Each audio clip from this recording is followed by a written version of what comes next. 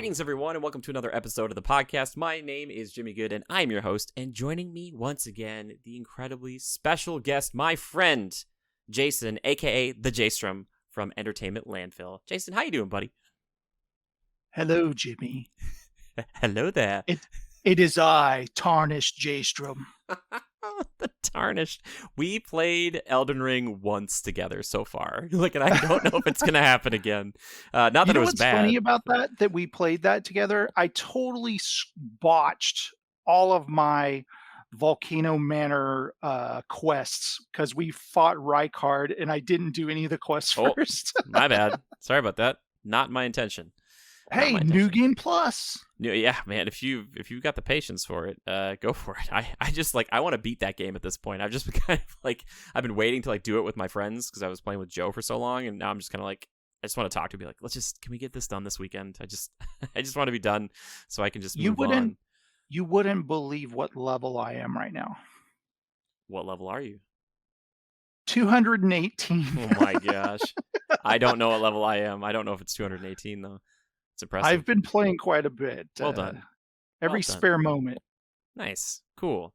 Well, believe it or not, as much as we could talk about Elden Ring on this show today, which we totally could, we are actually going to be talking about the recently released Doctor Strange in the Multiverse of Madness.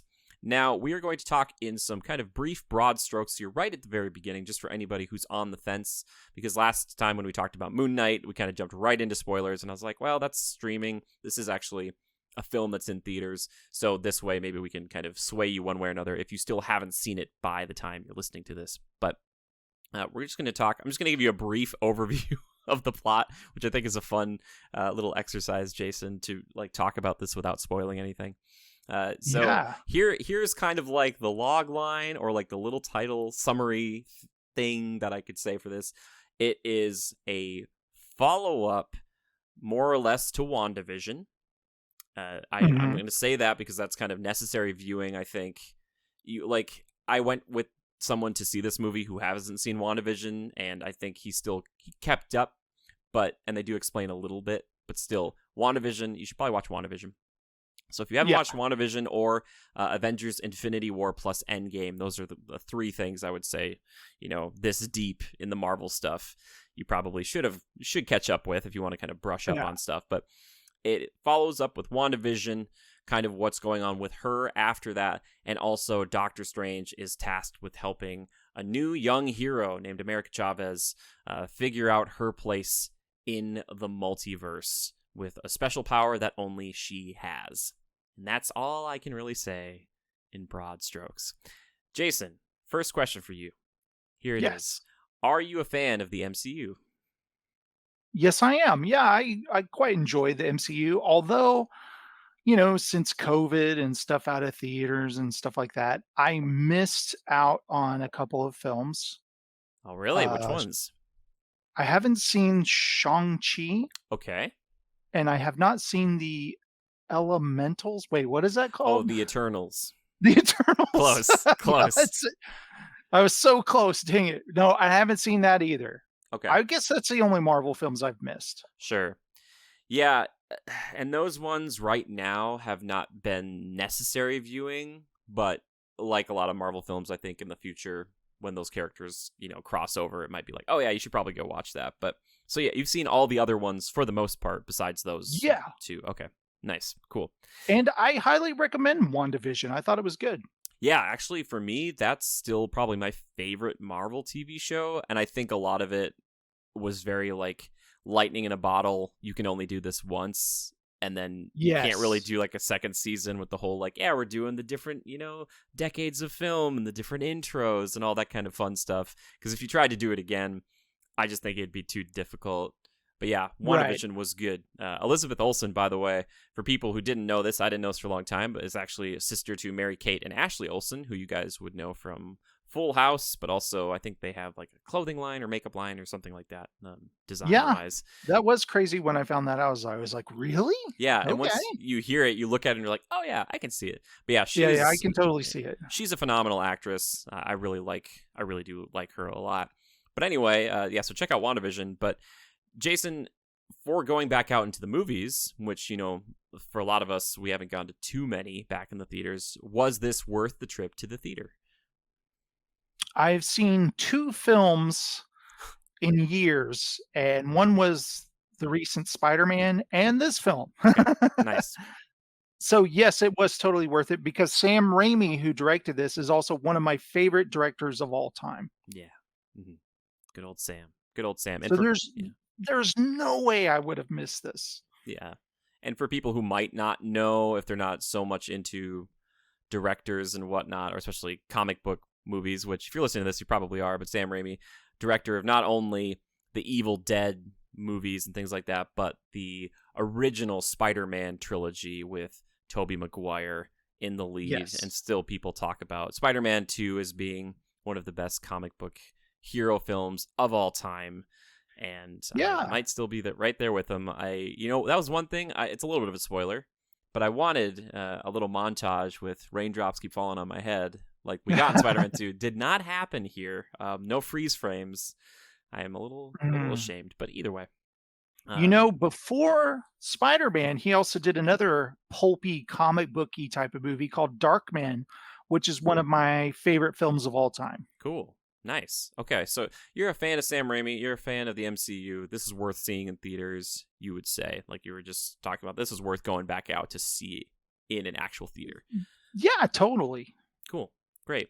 Yeah, I would say the same thing. And I actually had the chance to go to the El Capitan, where they actually premiered it, I believe. And I've not been in that theater before. And it was really interesting. I put up some pictures on Instagram, and they're not going to do it justice, but it's a beautiful theater, and the seats are they're very comfortable, but you can tell the way that, like, they're set up that they're older seats, like they're a little bit tinier. And I was like, oh yeah, like this is made for like an audience back in the day. And apparently the El Capitan was purchased by Disney back in like the 80s or 90s. I could be wrong about this. But it's a really interesting, cool place. And underneath the actual space where the screen is, they had a little exhibit where you could actually go and see a lot of the costumes from the film. So right after the film, I went downstairs like, hey, there's the costumes. Like Doctor Strange's, whole getup was right there. I was like, oh, that's really cool. Is Benedict Cumberbatch a small man or a pretty He's large? a pretty large man, from what I understand. Pretty tall guy? Yeah, from the look of the actual costume itself. And they were playing like a bunch of music inside and outside from like all over the MCU, which was kind of funny because it was like sometimes, like I heard one song that was from Black Panther, clearly from like the original score, but then they'd play like, I don't know if it was like AC/DC or something later on that was very Iron Man. I was just like, they're just playing anything really MCU related. But it was a pretty cool experience, and actually was not as expensive as I thought it was going to be. The only problem with that theater, or like the Chinese theater, the TCL, I think it is, Chinese theater, is like getting down to it in Hollywood, and parking, and it's kind of a rigmarole to actually get there. Oh yeah, I bet parking is insane there. Yeah, and one other thing that my friend who like booked the seats for us, he's like, man, I thought they were like the last 2 seats in the theater. When we got there was barely anybody in our theater, but also it happened to be, and he didn't know this, but it was a closed caption version of the film. Oh, so interesting. Yeah, so it was really interesting to like see that, and I think a lot of the people who were there did not expect that, like myself. And this movie is very visually stunning, so that on top of like little like actual text, and they were actually with like the names of people, so that was interesting because, like, as we'll get into here with the spoilers, there is a lot of information coming at you about the multiverse, and then having like the proper nouns for these characters pop up with a colon before they spoke was really funny to me. And it was kind of like a mini spoiler before they said anything. I was like, oh, that's okay. But I learned names of certain characters that I might not have otherwise, which I was like, oh, that is kind of cool.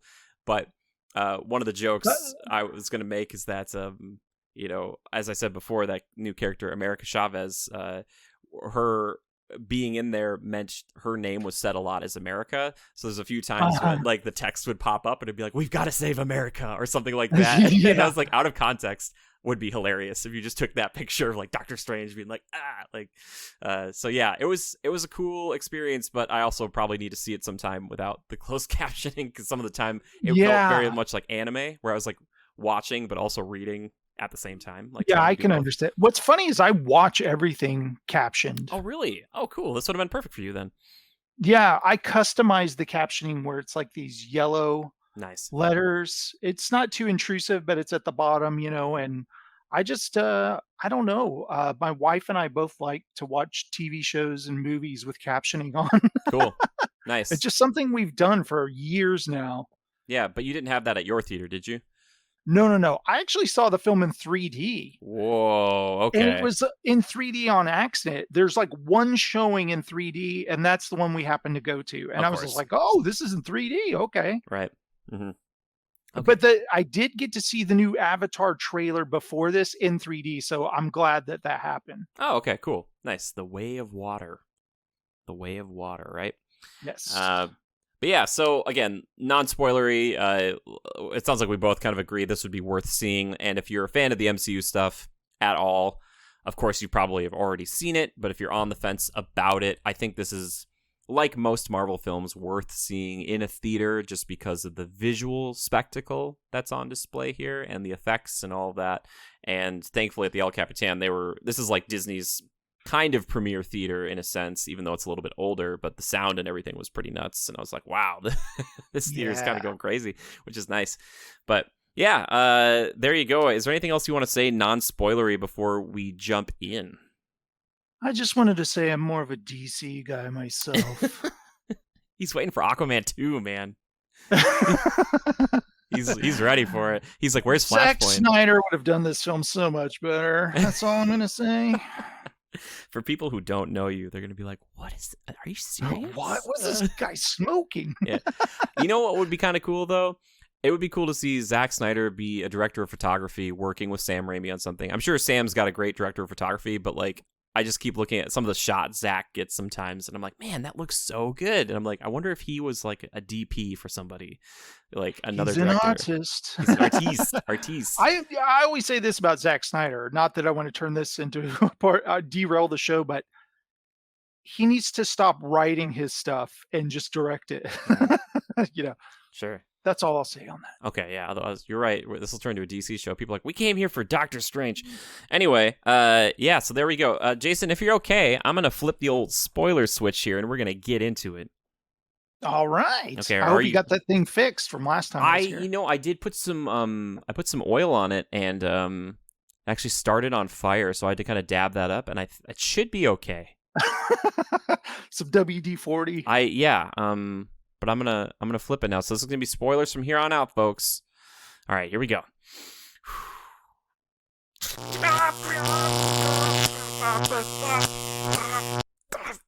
There's so many spoilers.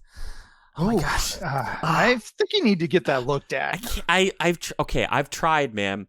Like the podcast, I'm glad people are listening, but we're not at that level yet where I can just hire somebody to come out and fix this thing. All right, we're not. That's a lot of time and money. That is true. And we got to talk about these spoilers, the spoiler sparks that are in my eyes now, which I feel like this whole movie is spoilers. But anyway, so one of the first things I wanted to talk about right off the bat is the first scene, and it was funny to me because of closed captioning, it shows Doctor Strange running with America Chavez away from some creature. And one of the first things that pops up, it says in captions, Defender Strange, and then he starts talking. So I was like, okay, so clearly I know from the get-go this isn't like the actual Doctor Strange. Because like at first you might be mistaken for thinking, oh, this might be one of those like kind of classic movie TV tropes where they show you near the ending at the beginning. And then they're like, 48 hours earlier, this is... Yeah. I thought one of two things. Either this is going to end with exactly that, like 1 week ago, or something like that. Like, oh, how did he get to this point?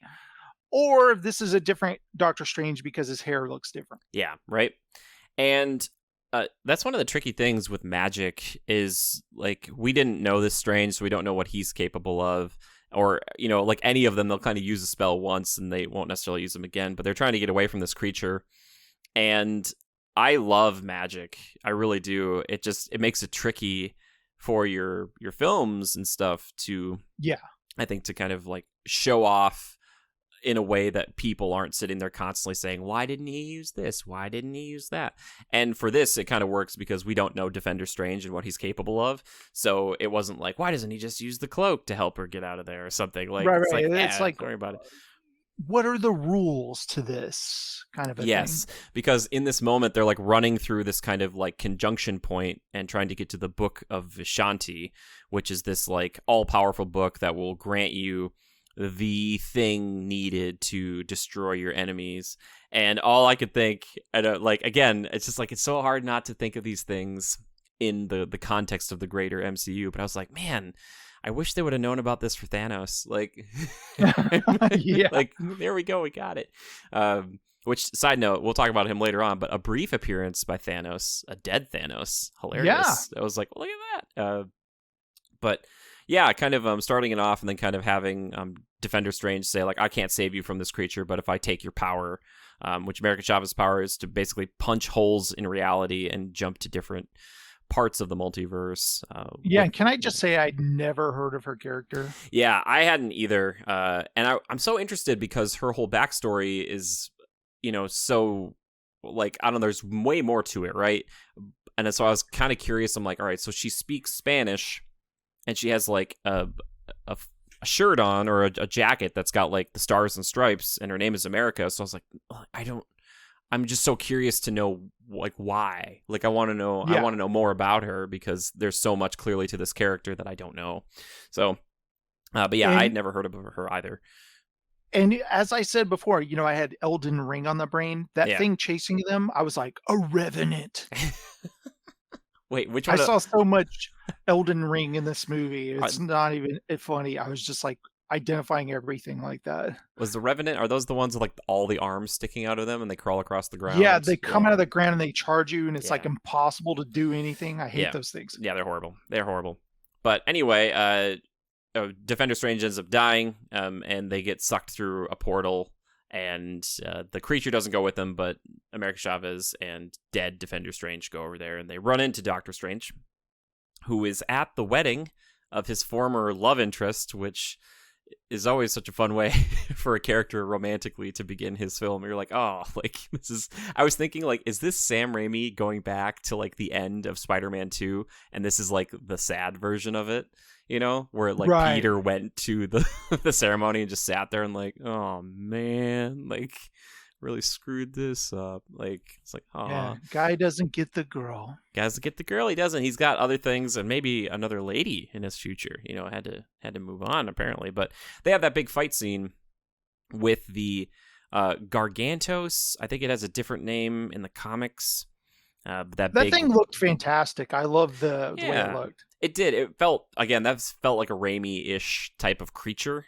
A little bit. We're in spoiler mode, so the eyeball taking out was fantastic. That seemed very Raimi, right? Like that whole... I laughed with giddy glee at that. Yeah, I was like, here's some more gore, which I was thinking, probably be a lot more blood. If it was an R-rated film, that'd be like the streets of New York would be covered in that thing's blood, whatever it is. Have you ever seen Evil Dead 2? I think I've seen bits and pieces. There's a part where an eyeball flies across a room and lands in a girl's mouth in that. Okay. And it's quite hilarious. And just so Sam Raimi does eyeball gags. So mm-hmm. That's his thing. Yeah. But they end up like taking this thing out and that's kind of like where they meet America and they're trying to figure out how to help her and all that stuff. And this is where it gets really interesting to me because I remember seeing the trailers for this and thinking at first, and I'd heard kind of reports too of people talking about Wanda, and I was like, oh, Wanda's going to be in this to some degree.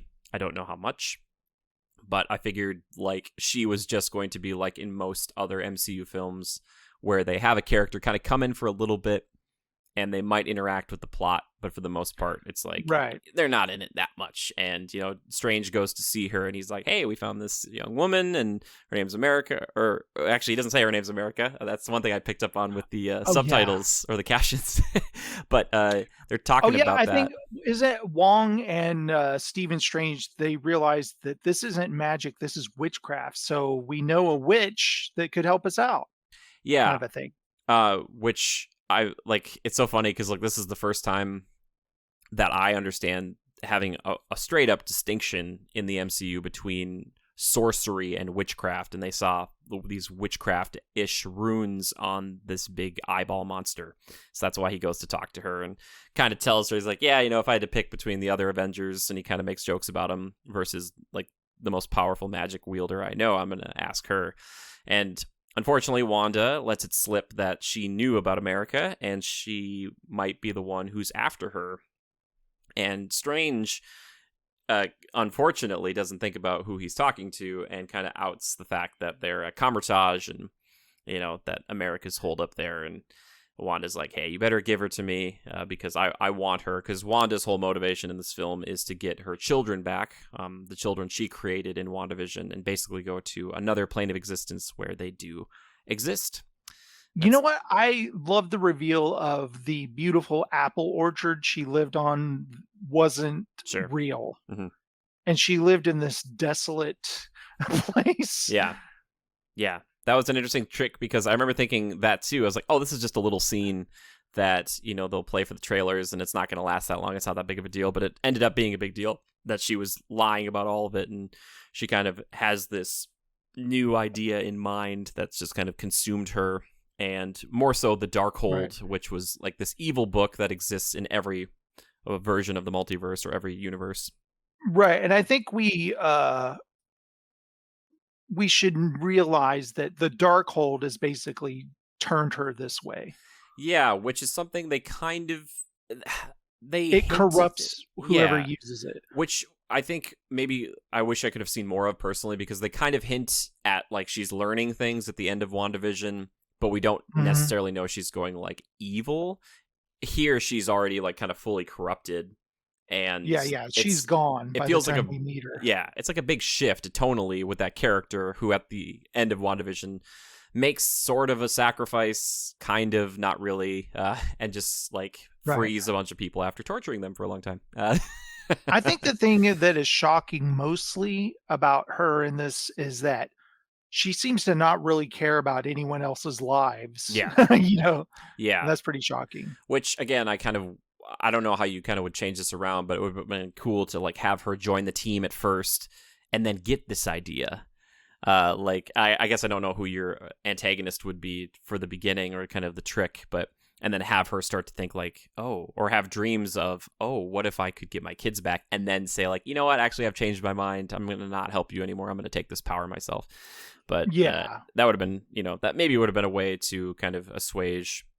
Like a different big bad, and she's like, what a great idea. Yeah, exactly, right? Yeah, like you'd be like, oh, why? Like, and as they keep fighting or working together, like Strange starts like saying like, Wanda, I noticed in that last fight, like you kind of like tortured that monster before you killed it. And she was like, I was just trying to send a message, or something like that. Yeah. Strange would be like, okay, like, who am I working with? But anyway, so it basically becomes a race to try to get to that book of Vishante again, to prevent America Chavez from being basically absorbed, like her life or power, I should say, out of her, and killing her, presumably in the process, so that Scarlet Witch can be with her kids again.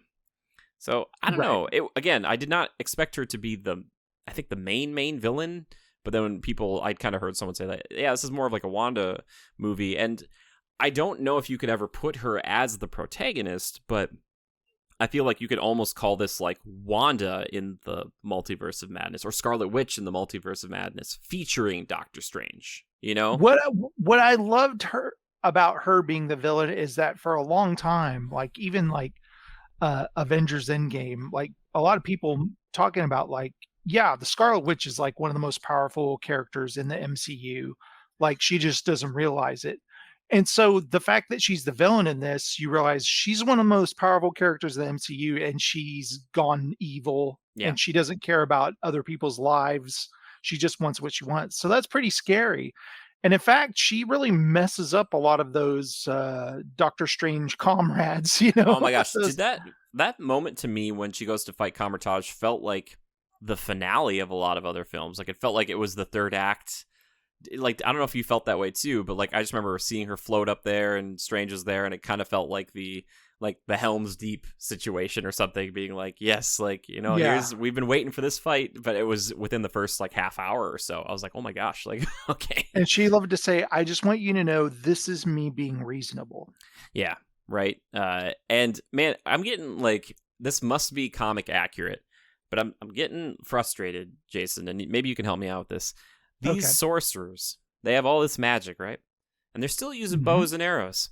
Like, or like these magical cannon things. I was like, they're kind of cool, but I kept thinking, I was like, why does this keep happening? Like, it's like you go to Wakanda and they have like the vibranium, but they're still using spears and stuff. I'm like, did you guys not make like special magic turret, like I don't know, automatic? Like, I don't know, you could do so much, Right. but it was clearly just so she could go rip these people apart, which she totally does.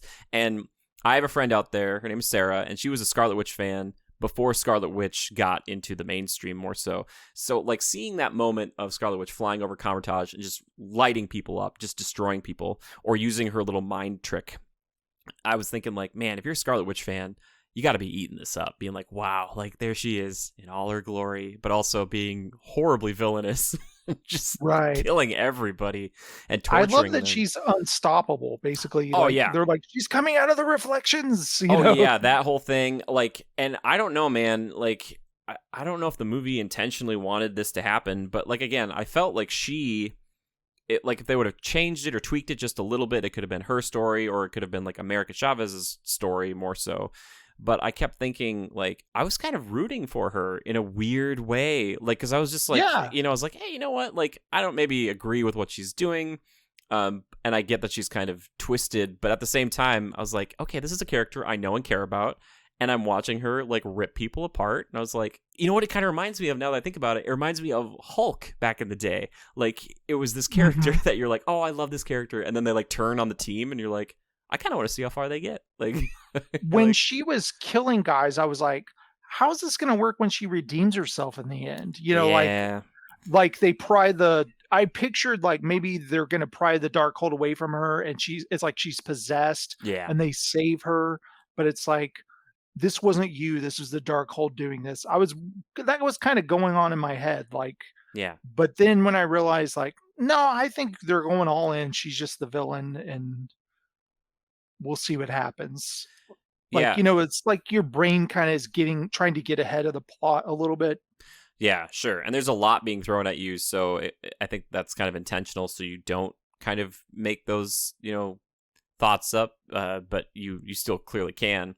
It seemed like they made her more kind of Terminator-esque or more horror movie villainish, because people were talking to me about this and they're like, this is like the closest thing to like a horror movie, you know, Doctor Strange is going to get, or MCU is going to get. And they do make her scary. However, I will tell people this, I am a big scaredy when it comes to movies, like in general. And this one, like, it does have a few freaky-ish moments, but nothing that is like crippling with fear like other horror maybe movies. Little kids would scare them, but yeah, because they make her pretty scary. But again, when your hero becomes a scary monster, it just, for me personally, makes me like them so much more, because I'm like, oh, Wanda's completely lost it and she's like covered in like oil later on because she fights like these Ultron robot things, and I'm like, oh my gosh, like she looks kind of freaky. I was like, I love it. I absolutely love it. Like, yeah. By the way, when did Wong become the Sorcerer Supreme? Is it because Doctor Strange messed with the multiverse and he got in trouble or something? It's really brief, but it's when the time jump happens, for like the 5 years after the snap or the blip. Oh, yeah. And they mention it's because he was gone, right? Yeah, they say it really quickly.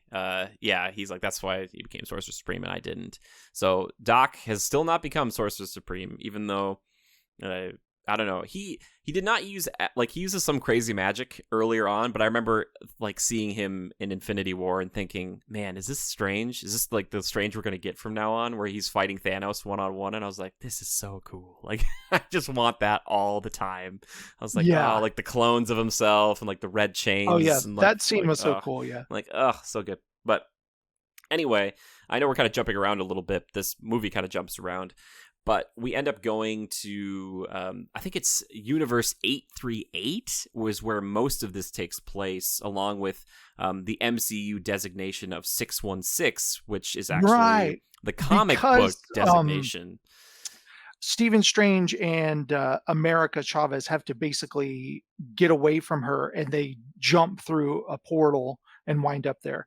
And what did you think of that sequence where they're traveling through different universes? I thought it was fun.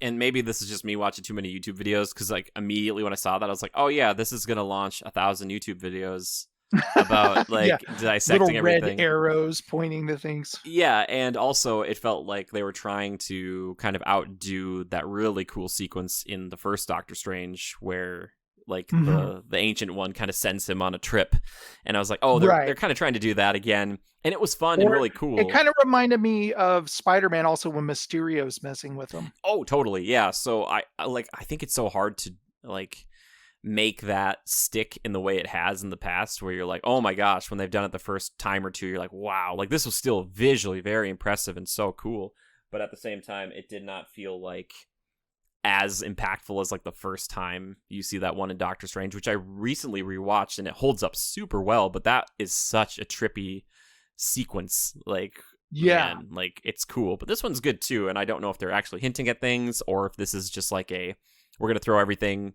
out and see what people like, and then it's like, well, they might have liked the black and white, like old-timey film one, maybe we should make a movie on that. I don't know. I just remembered something because I mentioned Mysterio pretends to be from the multiverse in that Spider-Man. Yes. Do you remember that? Yes, he says he's from a different universe, and it's like 833 or something close to it, but he gets the Earth correct, or sorry, he calls it 616, yeah, and that MCU, is what it's designated, which is weird. So like that asks, or that kind of implies other questions, but also like I don't know. And I saw someone explain why he knows that, or why he got it right. Okay. And that's because they establish in this film, when you dream about yourself and in places you've never been, it's because you're actually dreaming and seeing another universe where you exist. So it's possible he picked that up while he was dreaming. Okay. That's a lot. It's reaching, but okay, I'll allow it, kind of a thing. I kind of wish MCU would have just been like, we're actually 617, just so that way the fans, like maybe there's a 617 out there in the comics, but I think it's kind of an interesting idea, like if the MCU does exist within the multiverse that the comics also exist in, because now they're just saying that they are the same as the comic universe, which isn't necessarily the same because they've done different things. Who the heck knows, though, man? I don't know. They are different universes. Yeah. I almost think of everything in adaptations as a multiverse in a way. Like, say, take Halo, the video game. That's one universe. The TV show based on Halo exists in a different universe because they're not exactly the same. Kind of like that. Okay. Interesting. Yeah, I know what you mean. Yeah. Anyway, so they go to this 838 and they run into Baron Mordo, who I was excited to see him, but I was thinking, like, how is he going to fit into this plot? Because they kind of set him up in the first Doctor Strange to be like the next bad guy. Right. And I was like, oh, okay. And he's kind of a good guy at first, but then you realize that he's actually still a jerk and a bad guy. Do you get the feeling that was an abandoned storyline, the Baron Mordo? When Doctor Strange kind of mentions that that's a guy who never liked me, he always hated me or something, I almost think that he already dealt with Baron Mordo and we didn't get to see that story. Maybe, I don't know, like, because after watching the first one again, it still felt like they kind of liked each other a little bit at some point, and actually Doctor Strange was the one that kind of put Mordo on the path he went on. So I'm not sure. I feel like that's something they could circle back around to if they wanted to make another one, but at this point, we find out that Baron Mordo is part of. And I think other people have put this better, because I was having a hard time with it at first, because I was like, this doesn't really make a lot of sense. But they have an Avengers-style team in this universe, which is called the Illuminati. And I am familiar roughly. Illuminati? Yeah, right? Great line, good pull. But the Illuminati is typically like a supergroup comprised of like the founding members of each team, and they're not really known. They're like a secretive cabal. So like, for instance, it's like Professor Xavier, Reed Richards, Namor, Black Bolt, and Doctor Strange. I think there's like one more who I'm missing here, but it's not like they're supposed to be known. They're like the guys who do stuff from behind the scenes. And maybe that's not necessarily true in the comics. Maybe I don't understand it, but that's how I've always kind of pictured them in my brain. So, like, for them to have, like, a council and stuff like that, this was more of, like, we are the Avengers, basically, of this world. I almost felt like they probably, like, some of them belong to the Avengers, some of them belong to the Inhumans or the X-Men, but they leave those groups to come here to debate things. Yeah, maybe. It just didn't, like, it didn't seem that way when they... And maybe that's why they didn't fight together super well, because they don't work on the same team a lot. But I just was thinking, did your audience applaud at all of this? Oh, no, I had a very small audience. I had one person behind me get excited when she saw Peggy Carter, which... Yeah, I got excited at that, but people applauded at John Krasinski. Okay. Yeah. And then as Reed Richards, for people who don't know. Yeah. Yeah. And then when Professor X shows up and you hear a little bit of the bars of the animated series theme. The subtitles popped up, and before that music could go, it showed that. It was like the X-Men 1997 like TV series theme comes on, and I was like, what? It was like I was like, oh, okay. It's like, wow, they won't let you figure anything out for yourself. They really wanted to tell me. Again, that was closed captioning. It's okay. But no, we didn't. Here's my issue. And again, it was cool to see all these characters. I don't have problems with them. Unless you watched What If, which is a series on Disney Plus, or you are a comic fan, some of these characters are like, you're like, who? What the heck are they even talking about? This was definitely Marvel What If. Like, what would say bonus points for watching that. Yeah, which I feel bad. I should have mentioned at the top. Like, you probably should watch What If, because you'd be like, why is somebody... Because when you get to see Peggy Carter's Captain Britain and you see her in that show, I was just like, oh, cool. Yeah, that whole thing, like, I don't know, that right there to me feels like more of an Avengers team versus it being like the heads of their own teams. If that makes sense still. I don't know. That's why, like, it just felt a little strange to use that word to me. But it was fine. It just felt like, oh, okay. Like, these are the characters we're getting for this group. And what a weird group. What an eclectic group, I should say. Of people. Well, then you learned that the Doctor Strange there is no longer there. He's dead. Because there was the statue of him. Yes, and they say that, he helped defeat Thanos, and they ended up killing that version of Strange because he was corrupted by the Darkhold. And they do kind of show the aftermath of that battle, a dead Thanos and Strange like on his knees, and Black Bolt's kind of coming up and saying, I'm sorry. And Black Bolt's ability, for those who don't know, he's one of the Inhumans, and his voice is so powerful, he doesn't really talk ever, but when he does, he can make like these crazy supersonic waves that like destroy everything. How crazy was it? Did you watch that Inhuman series? I only saw a little bit of it, but it was crazy to see him back in the role, and I was like, hey, it's cool to see that guy pop up. Because the series was so bad, but he was good in it. He gave it his all, Yeah, so it was nice to see him pop back up. And I was like, I don't know if they'll bring him back because the Eternals is out now, and not that they're the same team, but I felt like that kind of scratched a similar itch. And with the X-Men coming, it's basically like all these like massive teams with everybody who's got like one or two powers. And now that X-Men's coming back around and they own it, I think that we'll just go back to X-Men, right? So as being kind of the focal point of a very large team, in that way that the Eternals and the Inhumans are. But yeah, it was weird. One thing I would have loved to see, though, again, like we were talking about before with Wanda showing her fall to the Darkhold, I would have loved to have seen a little bit of that fight with Thanos. Like, and maybe that was just a money or budget or time thing. I don't know, but I just think of like, oh man, it would have been really cool to watch this team, this super team of supers, take Thanos down. And they did not show that. And like Thanos has like a golden sword or something through him, and I'm like, what? Like, I want to know. Like, show me that fight. Show me that in What If, But yeah, that part felt like the most, if you want to say fan servicey moment, like, and for most people, I think you would understand, even if you didn't know those characters, kind of what they were about, or that they were significant, the way that they revealed them. But still, and the other Captain Marvel's there too. Yes, Lashana Lynch, Monica Rambeau, I think is her name. That's right. Again, so that like, there's a lot going on there. You just have to kind of be willing to accept what they present to you.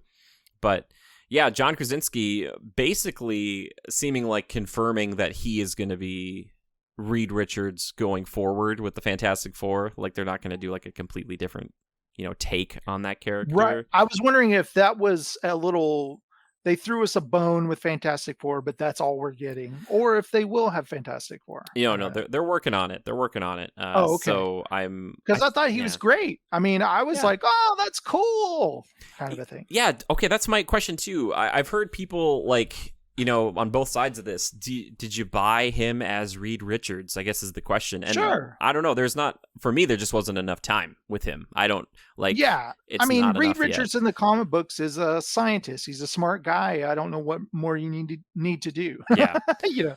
Yeah. I just want to see. He's fine. It wasn't enough for me. I'm like, it's too early to call. I'm sure John Krasinski will be good at it, though. Like I'm interested to see it. What I love about this is they set up these heroes, and it's like, now let's destroy them. Okay, so I don't know what's wrong with me, man. I was laughing out of like, and I shouldn't be gleeful about this, but like watching this team, this like supposed like this super powerful Illuminati, best of the best, just get ripped apart one by one when Wanda shows up was very weirdly cathartic and funny to me. I was giggling to myself because like the way that they were dying was like super funny. And again, I was kind of joking before about this, but like this team must not work together often because they just like watched one another die, except for the like Peggy and Captain Marvel. They kind of fought together for a minute, but the rest of the time those guys just got destroyed. Like one at a time. Reed Richards' head gets popped like a grape. Yeah, hilarious. Black Bolt's head caves in on itself. Yeah, which okay, that right there, like with Wanda's powers, like she can manipulate reality, right? And you want to make the fights interesting and fun. But like you start to get to that point where you're like, okay, if she can erase a guy's face whose like ability is to speak and he can't speak, so he like, he shoots his own voice back into his head and kills himself. You'd think that there would be no fighting, ever against her because she'd be like, actually, you don't exist, or actually, you don't have arms and legs, or something. Yeah. Like she's just like, I think she fights fair. She waits for you to take your shot, and she's like, okay, that was decent. Now I'm going to destroy you. Yeah, I just like it's unraveling like, Reed Richards, man. Oh, brutal. Yeah, Peggy Carter throws the shield at her. She catches it, throws it back, and cuts her in half. You know? Yeah. She's like an unstoppable machine, and it's just fun to watch because I've missed that with like my anti-heroes, and so for me that whole sequence was great. Did you get some Pennywise vibes at the Professor X one where he's in her mind? I suppose I do a little bit now that you mention it. I just liked that whole like he's gonna fight her on the psychic plane and try to save the Wanda that's trapped inside of the Scarlet Witch Darkhold version. That version pops up behind him and snaps his neck. Yeah, like, that I jumped at that when she comes up behind him. I go, snap. I was kind of surprised.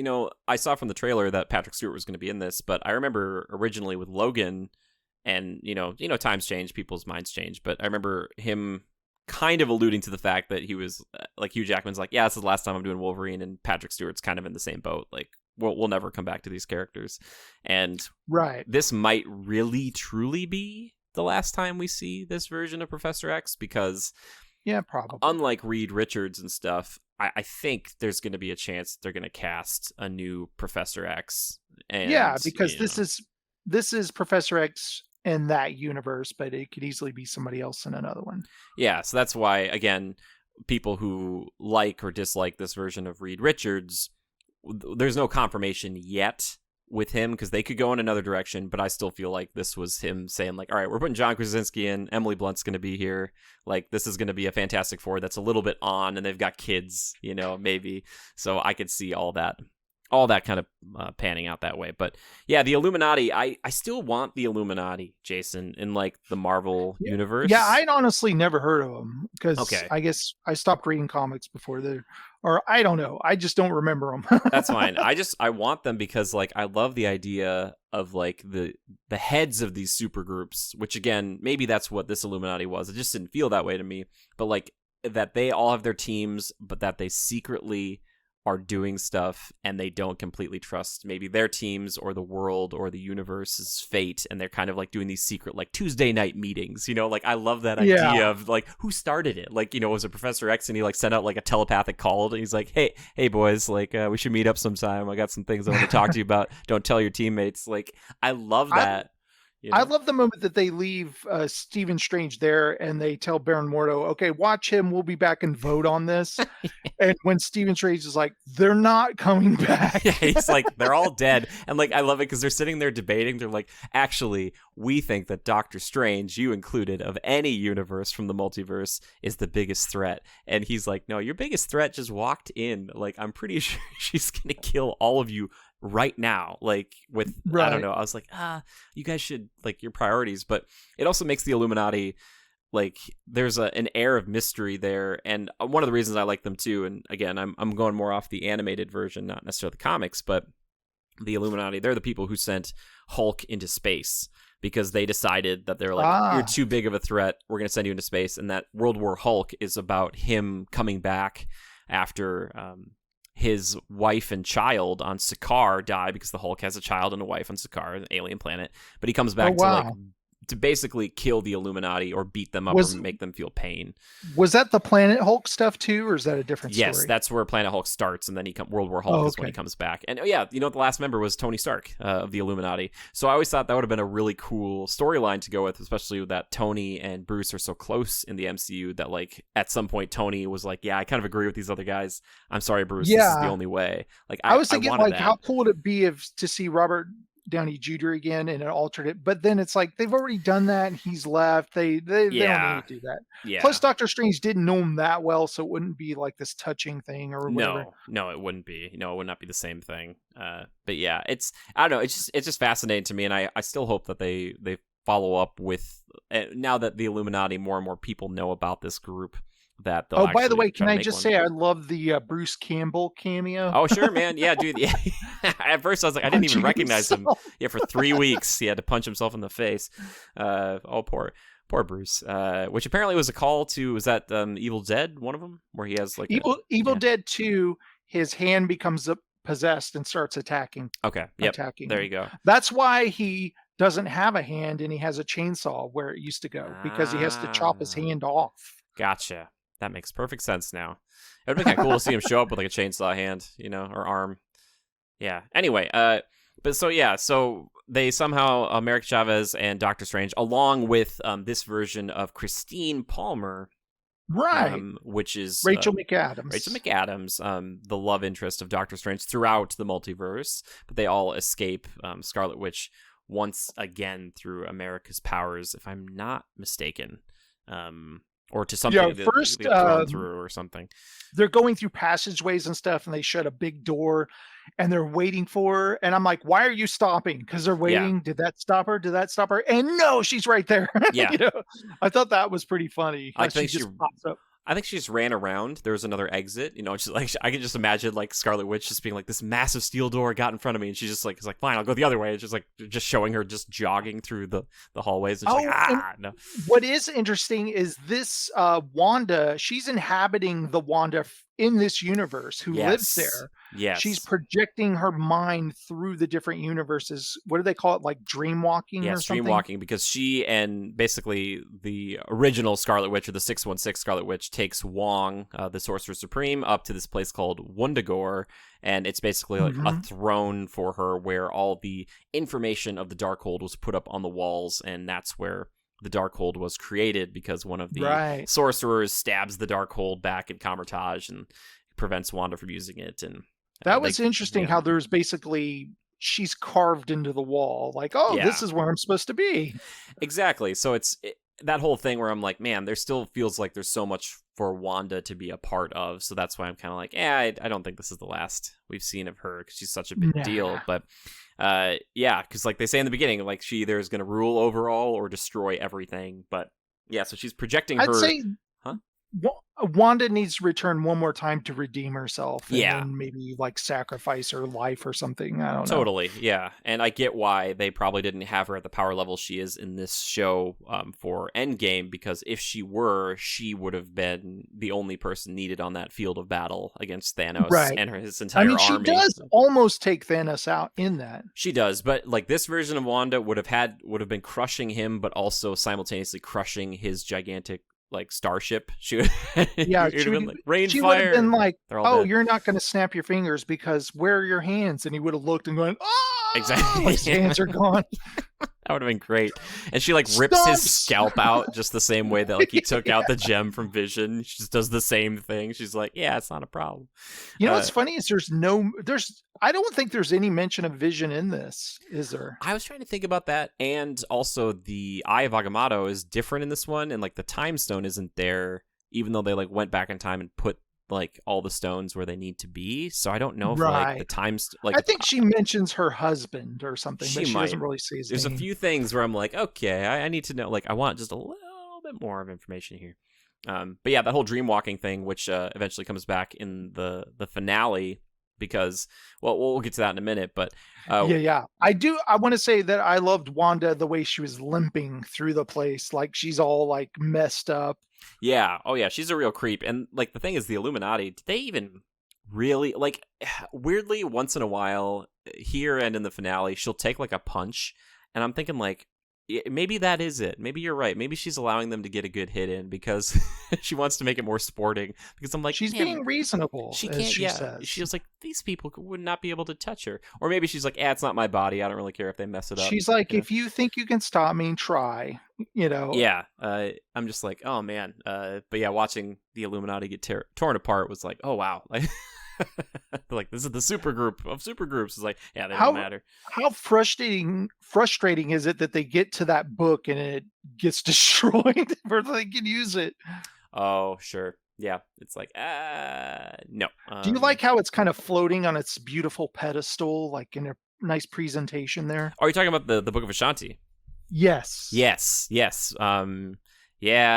Like I want to know about I want to know that book. That's another one of those things that like you can't keep around like for your extended universe, right? Because you're like, well, if there's ever a real problem, just get to the Book of Ashanti. Like, you know, like so that's something that they are not going to have presumably in the future, because it seems like a get out of jail free card, right? Because it just destroys your enemies or tells you how to defeat them or whatever else, and it's just one of those things they have to go for, but it's just, you know, it doesn't really do anything. It would have been cool if this is the joke I would have put in. Like, they show that, like, the Illuminati defeated Thanos in their universe, but, like, for me, his corpse would have been headless or something, and, like, in the Book of Ashanti, it would just say, like, if you're trying to defeat Thanos, it just says, go for the head. Like, that would have been my inside joke for MCU. Fans would be like, oh my gosh, it's hilarious. Always go for the head, no matter what universe you're in. Always go for the head. Yeah, but anyway, so they go to this other place where there's a place called, it's an incursion where two universes or realities are colliding. Right. And we end up finding another version of Doctor Strange, one who's more musically inclined, who has Let me ask you, is this the Doctor Strange from Marvel What If? No, it's not. I was thinking about that. So basically what Jason's getting at here is that there's like this kind of dark, crazed Doctor Strange who's been taken over, seemingly, by the Darkhold, and ends up fighting our Doctor Strange from the 616 universe that we know and love. They do a little bit of fighting back and forth. They fight with musical notes at one point, which is kind of fun. And the musical note battle was fantastic in 3D. Oh, I bet. Okay. And I got to say, cool. This is one of the best looking 3D Marvel movies I've seen. Oh, cool. Nice. Because a lot of the early ones weren't great looking. Yeah. But this one is. It looks really good in 3D. Cool. Yeah, I was thinking again, and I shouldn't think like this, but I was like, man, there's going to be YouTube videos that are like, all right, so here are the musical notes, and here's the chords they're playing, and this is what it actually means when he uses the... Like, I was thinking, like, because I imagine Danny Elfman, who did the music for this, was like, all right, here's the deal. Here's how we're going to do this. I get to finally, like, I have an action scene where it's like the notes I've made are on the screen. So, yeah, it was an interesting sequence, but they end up fighting and killing that version of Strange, which it was completely ridiculous, but I loved it. Yeah, it's completely ridiculous. And the way that things die in this, like, very Raimi, very over the top, like throws him out a window, lands on like a fence post, but also has a third eye to kind of denote being corrupted, which we will get back to. But at that, I wanted to say this also, that we know that Stephen Strange's Dr. Christine, you know, the love of his life, has gotten remarried. So when he sees this one, he immediately, those feelings come up. oh yeah, But I love when they arrive there, when you see that evil Doctor Strange, he sees her, he's just kind of like, whoa, you know, I've got a Christine here. And he even bargains with him and goes, I'll give you the Darkhold if you give me your Christine. very Phantom of the Opera, right? It's like, come on, man. Like, yeah, no, that's I like when interesting. he's like, I don't think she would like that. Yeah, and or something like, kind of, he even alludes to the fact that he's like, I don't think that's something that I can like be like, yeah, even if I said it was okay, I don't think it's something I can bargain, you know. You're like, yeah, of course you can take her. Not really up to me, man. Yeah, no, I appreciate that, but I also like later on too, after he defeats him, that he kind of says to her, he's like, no matter what universe it is or whatever else, I'll always love you. And yeah, he says, I love you in every universe. And I was like, aw, like that right there to me, I was like, oh, does that mean like, because they kind of show when he got the watch from her in the first place earlier on, kind of with this memory lane place, this kind of thing in the 838 universe, this little store that shows you a memory that was very like, it preceded Doctor Strange, the first film, and kind of shows their romance. And I was like, oh man, maybe they are gonna like put them back together, because it kind of seemed like that was the way it was going to go, even though he would have to go back to his own universe and break up a newly minted marriage, you know, like it'd be very strange. Like, I don't know. Again, he knows it's too late for him and Christine. Yeah, which is sad, but like I thought, okay, maybe he's gonna be with this one, and like he says these things to her and she clearly is affected by them. And I was like looking for like a wedding ring, or I was looking for something on her that would kind of suggest that she was taken, or that she was going to say something at some point, be like, yeah, I've already moved on. But I was like, oh, maybe they're going to do something with this, which they did not do. But anyway, we get him using the ability to dream walk, and ends up putting himself, and this is the most Sam Raimi thing in the whole movie, and I loved it, but he puts his mind in the body of the dead Doctor Strange, the Defender Strange from the beginning of the film, and goes to Wundagore to prevent the now captured version of or I shouldn't say captured version, America Chavez, who's the only one in the entire multiverse. I love the line where she's like, how are you going to dreamwalk if there's no version of you there? Yeah, he's like, who says I need to be alive, like, right? And he goes, not a living version. He kind of turns to her, and then it's like thunder, and you see the hand go like that. I love that entire sequence. Yeah. Basically zombie Doctor Strange. Dude, it's too short-lived, and they kind of like bring in this whole like, okay, it reminded me a little bit of people who've ever watched like the Flash series, where if you use the Speed Force in like the improper way, there's like these phantoms or ghosts that will chase you forever. And that's basically what this is like, if you use magic like this to like use necromancy, there are like these spirits that will come for you. And at this point, he doesn't have the Cloak of Levitation in the 616 universe. He has it in that Incursion universe, so he can't fly. But I love they're saying stuff to him like, you've used forbidden magic. Yeah, well, and it's like, then he finally learns that he's like, oh, no, I'm just going to take and use you. Because Christine kind of says to him, like, while he's in this trance, she's like, why don't you use this to your advantage? And turns them into like a cloak to fly with. And I was like, this is so metal and so cool. And I was like, I want more of this. Like, loved all of it. I think it's too short-lived. I think they should have done like a bunch of necromancy type magic, and like all the magic he was using against Wanda could have been, as opposed to being like, I'm going to throw these spirits at you. It should have been like, you know, hands reaching out of the ground, or like some of those things earlier that were helping Wanda, like one dies and comes back to life and starts fighting her, like something like that. I was like, this would be the time. Wong also saying like, I don't even want to know. Yeah. You know? Oh yeah, for sure. Like any other sorcerer would be kicked out, but you know, Doctor Strange, he's just like, yeah, like whatever. This is just desperate times, right? But you know, it's kind of funny because when he sicks all those demon things on Wanda, it freaks her out at first, but then she's like, wait, what? Why do I care about these things? Yeah, right. Which that's where it kind of gets like to the the end game, as it were, where it's not necessarily Strange or Zombie Strange that takes her out. It's like Zombie Strange tells America Chavez, who at this point has been captured by the original Wanda and is having her powers sucked out, which I don't know how much time elapses there, because I kept thinking, I was like, oh, don't you think, Wanda would have gotten the powers by now? Like, she would have ripped him out and been like, yeah, I'm done with it. I got what I needed. But apparently it's a long process. But goes there and kind of gets America to kind of believe in herself and to use her powers.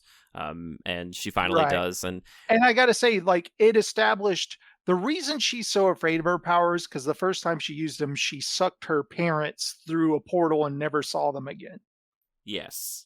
Yeah, that's true. And that's kind of like she was worried to ever use them. It's just like, to me, again, I was like, man, she basically jumps up from this altar that she's on and like punches Scarlet Witch right away, and like she kind of makes a portal behind her right there. And I was thinking, like, would she ever have gotten that hit off on Wanda? Like, I guess she was just surprised, and she gets like a few hits on her, and I'm like, again, maybe you're right. Maybe Wanda is being reasonable. Like, because I'm thinking, like, she should have just been like, nope, you're back on the altar and you're knocked out and you don't have arms anymore. Like, I love that she gives Wanda what she wants, where she lets her see that universe. She arrives, she knocks the other Wanda across the room and scares the crap out of her sons, and sees basically that she's a monster. Yeah. And I love that that Wanda who's in that universe is like, she sympathizes with her and basically says they will be loved. They will be cared for. Yeah. And because Wanda's whole thing is, I think she wants to take care of her sons in every universe they exist in, or something. Yeah, or at least find one, that's where you start to get like tricky, because like you're not going to beat Scarlet Witch in power. You just have to break her spirit, which I get was the whole point. But, like, if there are infinite, like, that's the issue. Like, why doesn't she could have gone to one, or America Chavez could have put her in one that, Wanda is dead, but the boys are alive and live at an orphanage or something. And then that's how you beat her. Like, she's like, oh, perfect. This is what I wanted. I will leave you alone. You guys will never see me again. Like, that's, to me, would have been the more cathartic way, as opposed to Wanda getting that moment and then being like, it doesn't matter anymore, I'm just gonna blow myself up and no one will ever use the Darkhold, and she blows up the whole place. I was like, oh, right. Like, I don't know. By the way, that one poor I don't remember, what are their names, the Doctor Strange people, all the magic people, the one that destroys the Darkhold, and she basically gets turned to ash by Scarlet Witch. That was pretty wicked. I love that stuff, man. I love just like the quick, like, and they're gone. Like, it's like, woof. Yeah. Like, whoa. Okay. But yeah, I don't know. Like, I think that ending works fine, the one that they have there. But I just feel like there are, again, unlimited versions of that where that ends in a different way, where you also keep Wanda clearly alive versus kind of being like, is she alive or is she gone? Honestly, kind of they could always have a different version of Wanda show up, because now that they've established a multiverse, there could be a Wanda from another universe show up. The biggest issue, though, that Marvel faces right now, though, right, is that they need to get back to a certain like timeline, because nothing will matter if we can just pluck a new Tony Stark out of a different universe, or another Thanos, or whatever it might be. Like, that's the trick. I know that they're steering towards a young Avengers, right? Oh, totally. That's yes, eventually going to happen. yeah, very much. Because so. America Chavez is totally going to be a member, right? Probably, along with like Kate Bishop. I don't know if you bring in the new Black Widow as being like the young Avengers, but there's clearly a group. She'll definitely forming. Be there. Yeah. It's interesting to me. We'll see how that all plays out, but I don't know, man. There's so much, that I was kind of thinking they were going to do with this movie. I thought they were going to introduce vampires, I thought they were going to talk about Mephisto. I thought maybe Ghost Rider. They're definitely not going to bring up Morpheus. Or wait, no, Morbius. Morbius. They will, dude. If Morpheus showed up in this movie, I'd be like, this is perfect. Like, if he walked out and he's like, he goes up to Wanda, he's like, red pill or blue pill. I would be like, oh my God, like, that would have been incredible. Like, Warner Brothers has had this super quiet, I think it's hilarious thing. That I don't even know the name of the movie, the Jared Leto movie. Yeah, it's Morbius. No, I not Morbius, but like Blade. They're working on Blade coming up, Right. And I still like, I was like, oh, maybe this is where they'll start to be like, and vampires, like he goes to. I thought they were gonna jump to more universes, to be honest with you. Not that they didn't jump to enough, but I just kept thinking, oh, they're gonna pop into a few more of these, over Right. time. But they did not do that. Is that? Yeah, Did they you think could that have the same played thing? with that more and showed us different universes. They did, though, give us a brief hint of that, which was fun. Hmm. I was very entertained by the movie, and Oh yeah, like me I too. said, Sam Raimi is one of my favorite directors of all time, and he has little calling cards in all of his movies. One of them is that he has this crappy Oldsmobile that was his car that he put in the first Evil Dead, and he said henceforth his Oldsmobile will be in every movie he makes, including The Quick and the Dead, which is a Western. Uh, it's said to be in that movie somewhere, although I've never seen it. I've looked for it.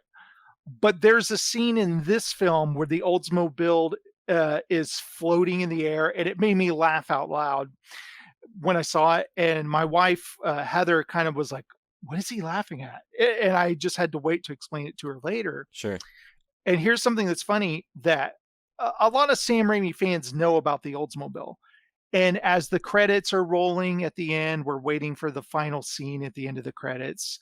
I hear a guy go, "I didn't see the Oldsmobile though. Did you?" And he goes, "No, I don't think it's in there." And I was like biting my tongue. I wanted to go, "It's in there. I saw it." Yeah, see, I did not know about that at all. So, yeah, that's good. That's an inside joke that is not too intrusive, which I When think they are some go of the to the best. planet where with the three-eyed Doctor Strange, Yeah. and they're showing how everything's falling apart, there's a quick shot of the Oldsmobile just floating in the air. Okay, gotcha. Okay. Okay, cool. I was like, did he throw it at that eye monster in the first fight or something that I Yeah, missed? it's Like, it's there later on in the movie, but okay. it's just so funny when you notice it. Yeah. So, my question to you, Jason, and I kind of alluded to it earlier, but do you think that like the name of the movie, it still fits, I think, but do you feel like this is maybe more of like a Wanda movie or an America movie over a Doctor Strange movie, or do you feel like it's still a Doctor Strange movie first and foremost? No, I definitely think it's Doctor Strange's film, and I kinda see it's kind of a balance thing where he sees Doctor Strange always plays with the rules. He bends the rules to how he sees fit to get what he needs, and that's what Baron Mordo hated about him. But he can kinda sees himself in Wanda also. He identifies with her and how, with him and Christine and her with her sons that never even existed in her life, and how he sees how this power that they wield can corrupt them. So I think it's kind of a lesson for him. You know what I mean? Yeah, sure. I just, it's funny to me because when I came out of this, I felt like he was not really the true protagonist of this film, whereas America was, and so kind of in a way, Scarlet Witch was in her own twisted way. And I felt like he was more along for the ride versus him. Like in the first Doctor Strange, it's very clearly a story about him transforming Right. into this new person. At the end of I this, mean, it's yeah, more he like, totally does get sucked into this girl's plight. yeah, so that's why to me it almost feels like, I don't know if it's more of a marketing thing or something that it might not have done as well if it was like, Scarlet Witch versus America Chavez featuring Doctor Strange. Like that's kind of a mouthful, right? Like, but that's the story that's going on here, and Doctor Strange is kind of just, it felt a little more like he was an Infinity War, like he's part of a bigger thing, but it wasn't necessarily like his mess. He just got involved in a mess that he was like, Yeah, that's interesting, this is but frustrating. not. I didn't especially feel that way. No, Okay. I felt like it was his film. Really? Okay. Well, that's great. We could disagree on something. That's wonderful. That usually doesn't happen on this show. Well, I mean, I also thought it was, Wanda's film too. She got to play the heavy, which was, and she did a great job at. She was scary, Can't be and you everybody's film, sympathize. Jason. You got to pick one. The, You got. No, just I kidding. love, I love that a bad guy there's a bad guy that you can identify with, Yeah. and especially if you've seen WandaVision, you can identify with her longing for children that she had for a brief moment, and she wants them back Yeah. because she suffered so much loss. So you can identify with her. Sure. Yeah. Uh, Yeah, that's WandaVision is so interesting because like there's that like you see that perfect life for Wanda, but at the cost and torture of like all these other people and children, and you're like, oh, Yeah, like Wanda literally is very self-involved. yes, very much she doesn't so. really think about your feelings at all. Right? Yeah, it's interesting to me because I kept thinking I was like, man, this feels like two different stories, or like clearly the Wanda one is the one they really wanted to tell, and they weren't gonna make like a full sequel movie about just her. Whereas with Doctor Strange, again, I feel like there was maybe another story that they're like, this is gonna fit really well with these two characters. So that's why, again, I feel like it's her story and a little bit of America's, even though like she's the like kind of the main thing of this film, but we don't really know a lot about her yet, so it's not her movie. Right. So I get why it's not going to be her, like her name's not going to be on there. But yeah, I don't know. I just want a pure Doctor Strange sequel, like, you know, like because I understand. Yeah, I want to show him off more, you know, because I felt like all the cool moments were saved for Scarlet Witch ripping apart the Illuminati and stuff. Which sometimes so like it's kind of like the X-Men films. What always drove me nuts about the X-Men films is that every storyline, every plot of every film was larger than life, end of the world. Yeah. And I was like, can we get a smaller story, guys? Can we have them hanging out at the mansion, the Xavier School for gifted mutants? And can we just stop having the entire planet in peril, kind of a thing? Yep, that's how. Just have a Doctor Strange story that you know, it's more subdued. Maybe we'll get that in the next one. I don't know. That'd be cool. Do you know who Charlize Theron's character is? I do now. I didn't at first because I had no idea who she was when I saw her. I felt that way though because I'm clearly not, like, as I've said before, I've not read these comics, so I don't know a lot about this stuff.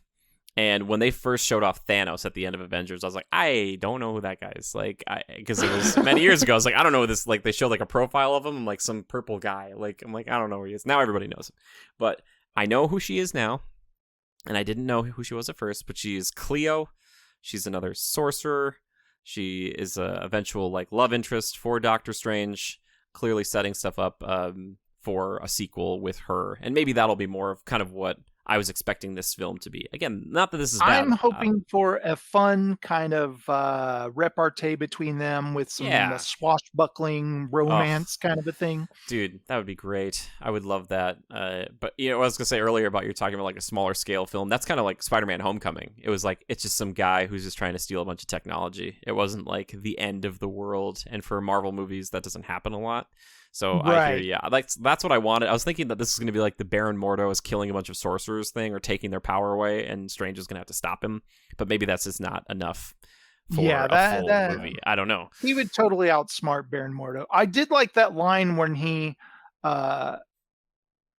Baron Mordo goes, no wonder, he's like, I can understand why the other version of me doesn't like you or something like that. Right. Yeah, it's pretty funny. That is good.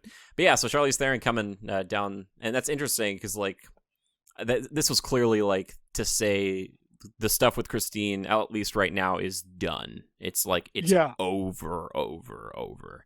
So I was like, okay, like that's kind of how I felt like in Thor Ragnarok with Natalie Portman. They're kind of like, they're like those two are done. Like Jane Foster's out, but she might not be out. So I don't know. We'll see what happens. And I like we'll Rachel never McAdams. See Darcy again. yeah, right. Who knows? But she showed up in WandaVision, so we did see her again. Has a huge part in WandaVision. I wanted to say this. I hope that Sam Raimi comes back to do another. If not the next Doctor Strange, I hope he does another Marvel film. Yeah, I would love to see him tackle something. I think he excels with this sort of thing, and I would be curious to know, like with the writing of this, if Raimi would have gotten to it earlier, because there was an original version that Scott Derrickson, who directed the first one, was a part of and ended up walking away from this film, and Sam Raimi came in. I'd be so curious to see him do something from the very start and see what that turned out to be, because there's like a few moments in this develop from the beginning kind of thing. Because there's a few moments here where I was like, clearly, like it seems like this is where the love and really the fun started to pop out, and I was like, man, like I know he's not just going to make another Evil Dead, but you know, there's something where I'm like, man, I wonder if he got the chance to make a Ghost Rider movie from the beginning, what that movie would look it'd be like. Fantastic. And I got to say, Danny Elfman did a great job with the score. Yeah. Oh, yeah. It was good. I at the end I was like, man, they got the whole Spider-Man team back together for this, and I was like, it's so funny because you go back to Spider-Man 2, and they name drop Doctor Strange, and I was like, oh man, this is just full circle, baby. I was like, I'm surprised Tobey Maguire didn't come in. Which, by the way, I thought they were gonna do for a second, and then I remembered I was like, oh no, it's still Sony. I was like, because I thought for a second I was like, there had to be that moment where they're like, all right, we had Tobey Maguire in No Way Home, and we've got Sam Raimi on Doctor Strange here. Is there a portal they go through where Tobey Maguire is there? Like, I was like, or something. I was like, oh, are they going to do it? Are they going to do it? But they didn't. And yeah, which, to be honest, I thought the setup for this was going to be like maybe Illuminati or something was going to be punishing both Scarlet Witch and maybe not Strange for doing the stuff he did in No Way Home. So that's why I was like, oh, maybe that's what this movie's going to be about, but it was not. There was so much speculation for the first trailer. Like, people were like, oh, the Marvel zombies coming into this right? with that shot. And it's like, no, it's not. Yeah. Stop it. Yeah. But I got a YouTube post about this. Got a post. With the red arrows on it. Dude, yeah, exactly. When I first saw that Doctor Strange with like the cloak and everything, I thought that was like the evil music Doctor Strange at first. And then you were asking about if he was like the What If one. The What If one has like absorbed a bunch of monsters that like come out of him as attacks, and I was thinking that would have been cool in this movie, but also doesn't that one have 3 eyes too? The third eye? I think it does, yeah, because he's gone like full kind of crazy evil, but also he's using it for like the greater good or whatnot. I was like, oh, that would have been cool to see in this movie, but. Can I just say, how fantastic is Benedict Cumberbatch? I mean, everybody knows that, but he's fantastic. No, I completely agree. And as someone who's been trying to study actors more and more, and I was talking about this last week with Oscar Isaac, another fantastic performance. And it's one of those things where if it was just Doctor Strange fighting a bunch of nameless, faceless people and having to talk once in a while, it'd still be great because Cumberbatch is just fun to watch. Like, you just look at him and you're like, yeah, he's good. And I feel like some of these really good actors, like some of the reasons they're hopefully still excited to do these roles is that they get to play multiple versions of themselves and act against themselves. And I was like, that must be such an interesting challenge to do that. Be like, all right, you're playing like 4 or 5 Stranges in this movie, like, and they're all going to be kind of different. It's like, okay, like, sounds good. It's like, oh wow, good job, man. And to think that he's not even American, but he still has that cool voice. Ah, dang it. Come on, Cumberbatch. By the way, I love Wong also. Wong's great. Like, that's the thing with Wong, like, he's so good as a supporting character that when he pops up, you're like, oh, this will be fun. He's always a good time. Yeah, man, I hope I can work with them someday, man. It would just be so cool to see them doing their thing, especially Cumberbatch, because that guy's just like, I don't know. He's really good. He's really good. And also, I wonder with that scene with like the Illuminati, I wonder if all of them were in the same room. I like to think they were, but sometimes with these things, they're not all in the same room. You know what I mean? I think I read something about that where Elizabeth Olsen said she'd never actually met John Krasinski or something. Before she murdered him. Yeah. That's very funny. Yeah, they're like keeping it so under wraps. They're like, no, nobody can know. But yeah. But again, I don't want people to think I'm down on this movie. I really did enjoy it. I thought it was cool. I'd like to see it again, especially without the captions.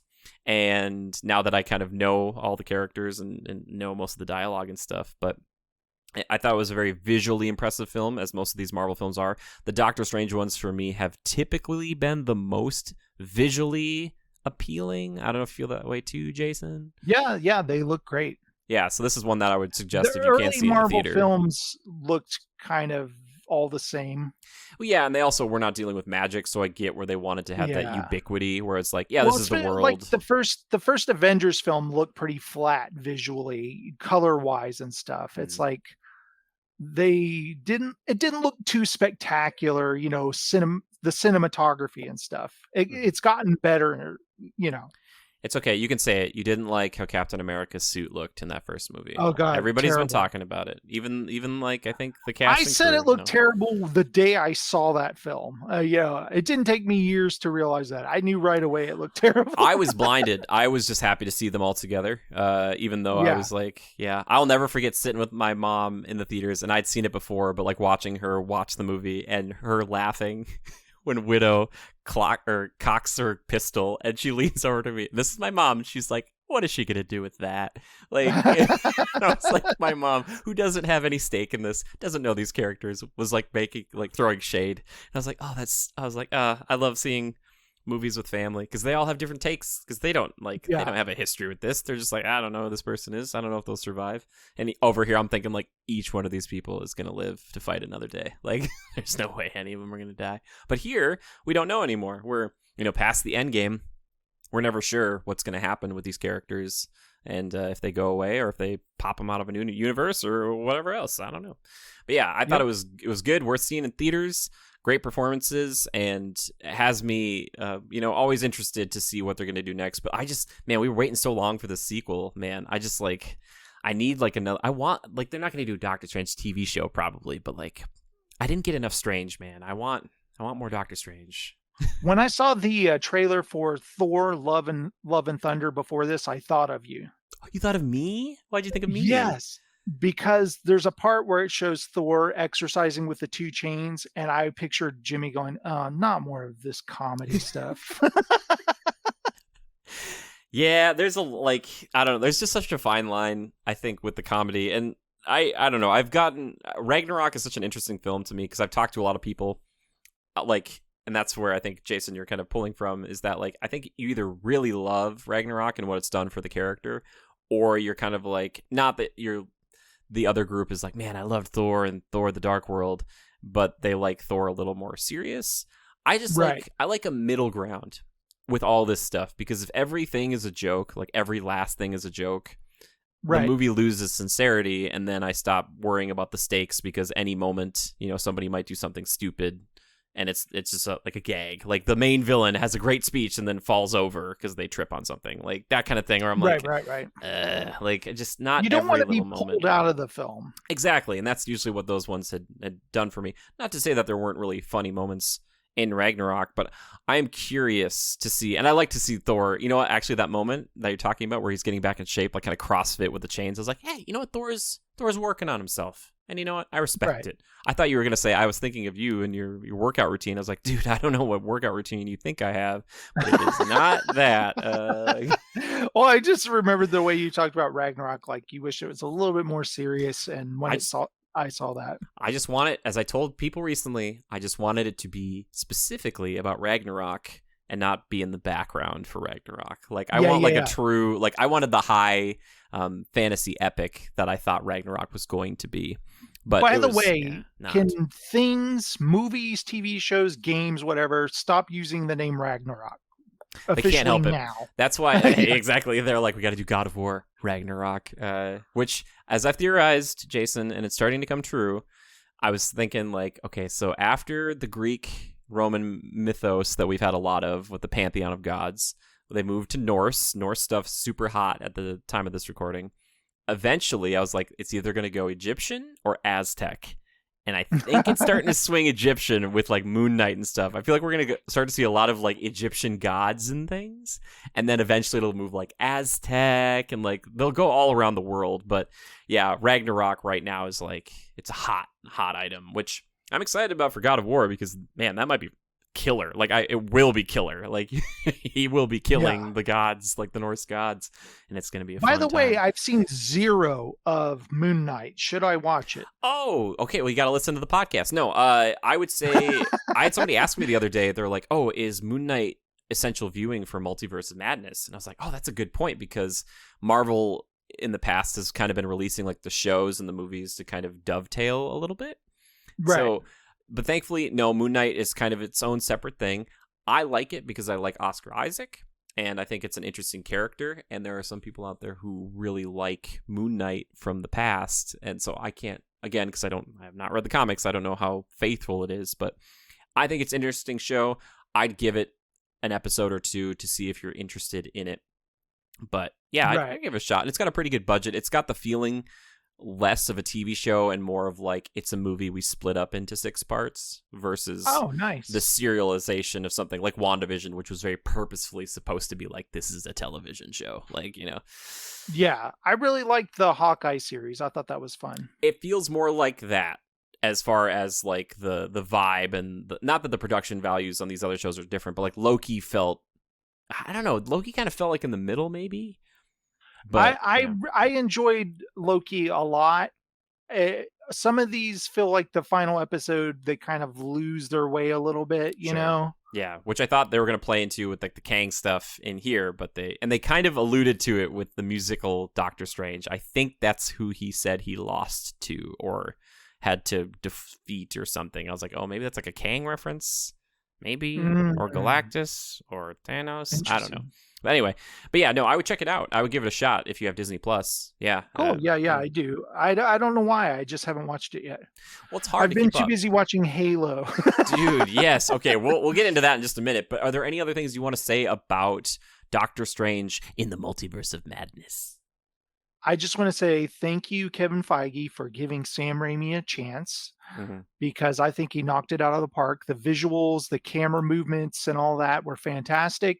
I need to see the film again to appreciate it even more. I enjoy these characters. Like I said, I like Benedict Cumberbatch, and I think the Scarlet Witch is a lot of fun playing the villain. And I honestly want to see this again really bad. Cool. I echo most of those sentiments pretty much. Yeah, like I said before, I would see it in theaters if you get the chance to. And by the time, and I'm glad I saw it in the theater. Yeah, by the time this is coming out, for anybody who's listening to this, there would probably be people who have either A, already seen it, or B, are still on the fence about seeing it. So I would say, if you are a fan of the MCU stuff, especially Doctor Strange, you will get that, but do not go in thinking that this is going to be like Doctor Strange's full movie, because the attention is split. Whereas in the first Doctor Strange, it's all about the Doc. Like, this is not that. It is not that way. So yeah, it's interesting. It's a fascinating film, and I'm so curious to hear more about it in the weeks and months to come, because there might be different versions of this thing, and I could see this having a lot of deleted scenes or concepts that were shifted around, and maybe we won't get all that information, but I'm still curious, because it's like you could really take this one in any direction you wanted to go. And hopefully that's something they consider in the future, because that's again, like I said before, it's a tricky thing to have infinite universes to play around with, right? Like, you have a lot of fun visuals potentially, but it can change the stakes of the game, if you have a bunch of these characters. So I don't know, man. I get the feeling they're going into deep space with the next Doctor Strange. Deep space? Wait. Why deep space?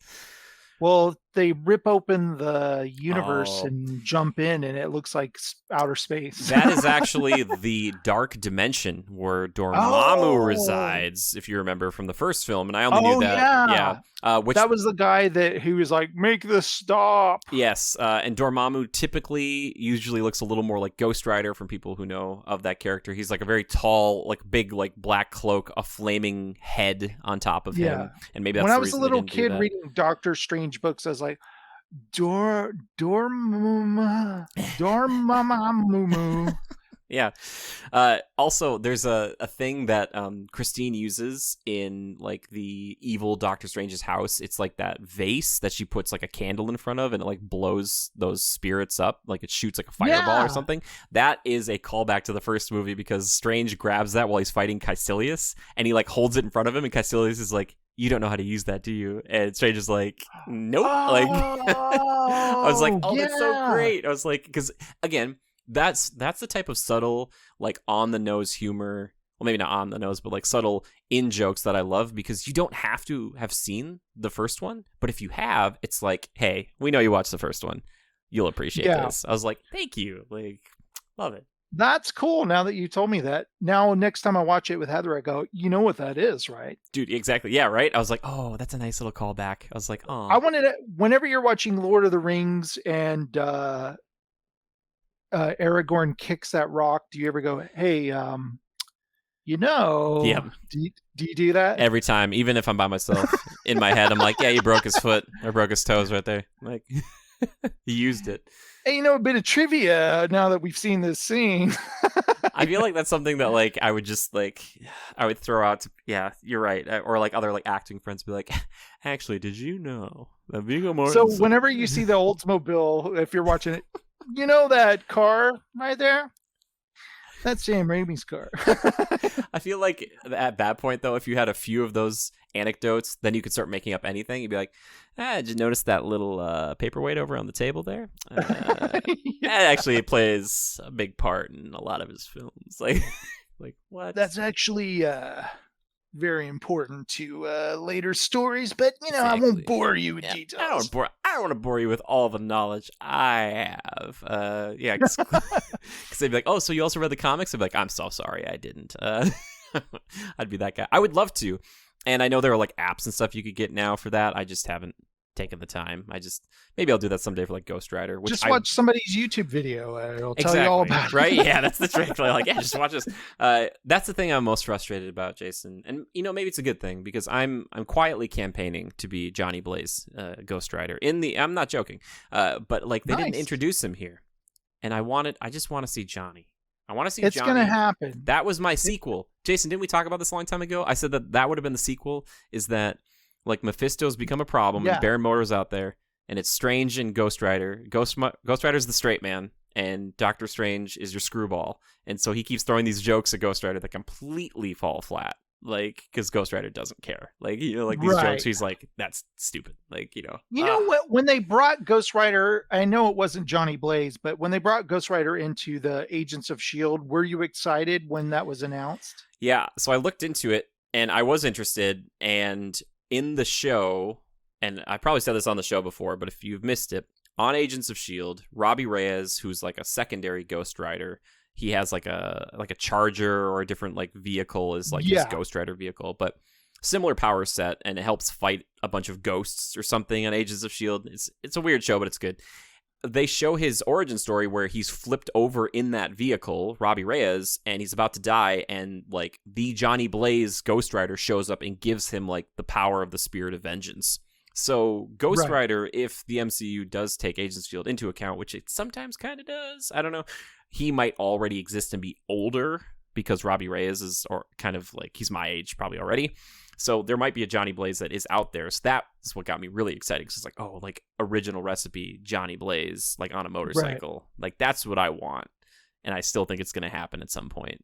Like, come on. If Blade's going to show up, like Midnight Suns has got to be coming soon, right? Like this is just... Now, if they did a cameo, like a multiverse, like Nicolas Cage shows up where you'd be like, no, guys, no. I thought they were going to do that here, Jason. I thought like he was going to pop up for 1 second as just like a joke. Like not that Nicolas Cage is a joke, but I thought that they were going to have him like show up and be like, I'm the Spirit of Vengeance. And I was going to be like, I don't know. I would have felt conflicted. I would have been like, oh my gosh. Like, I was like, are you serious? Are we really doing that?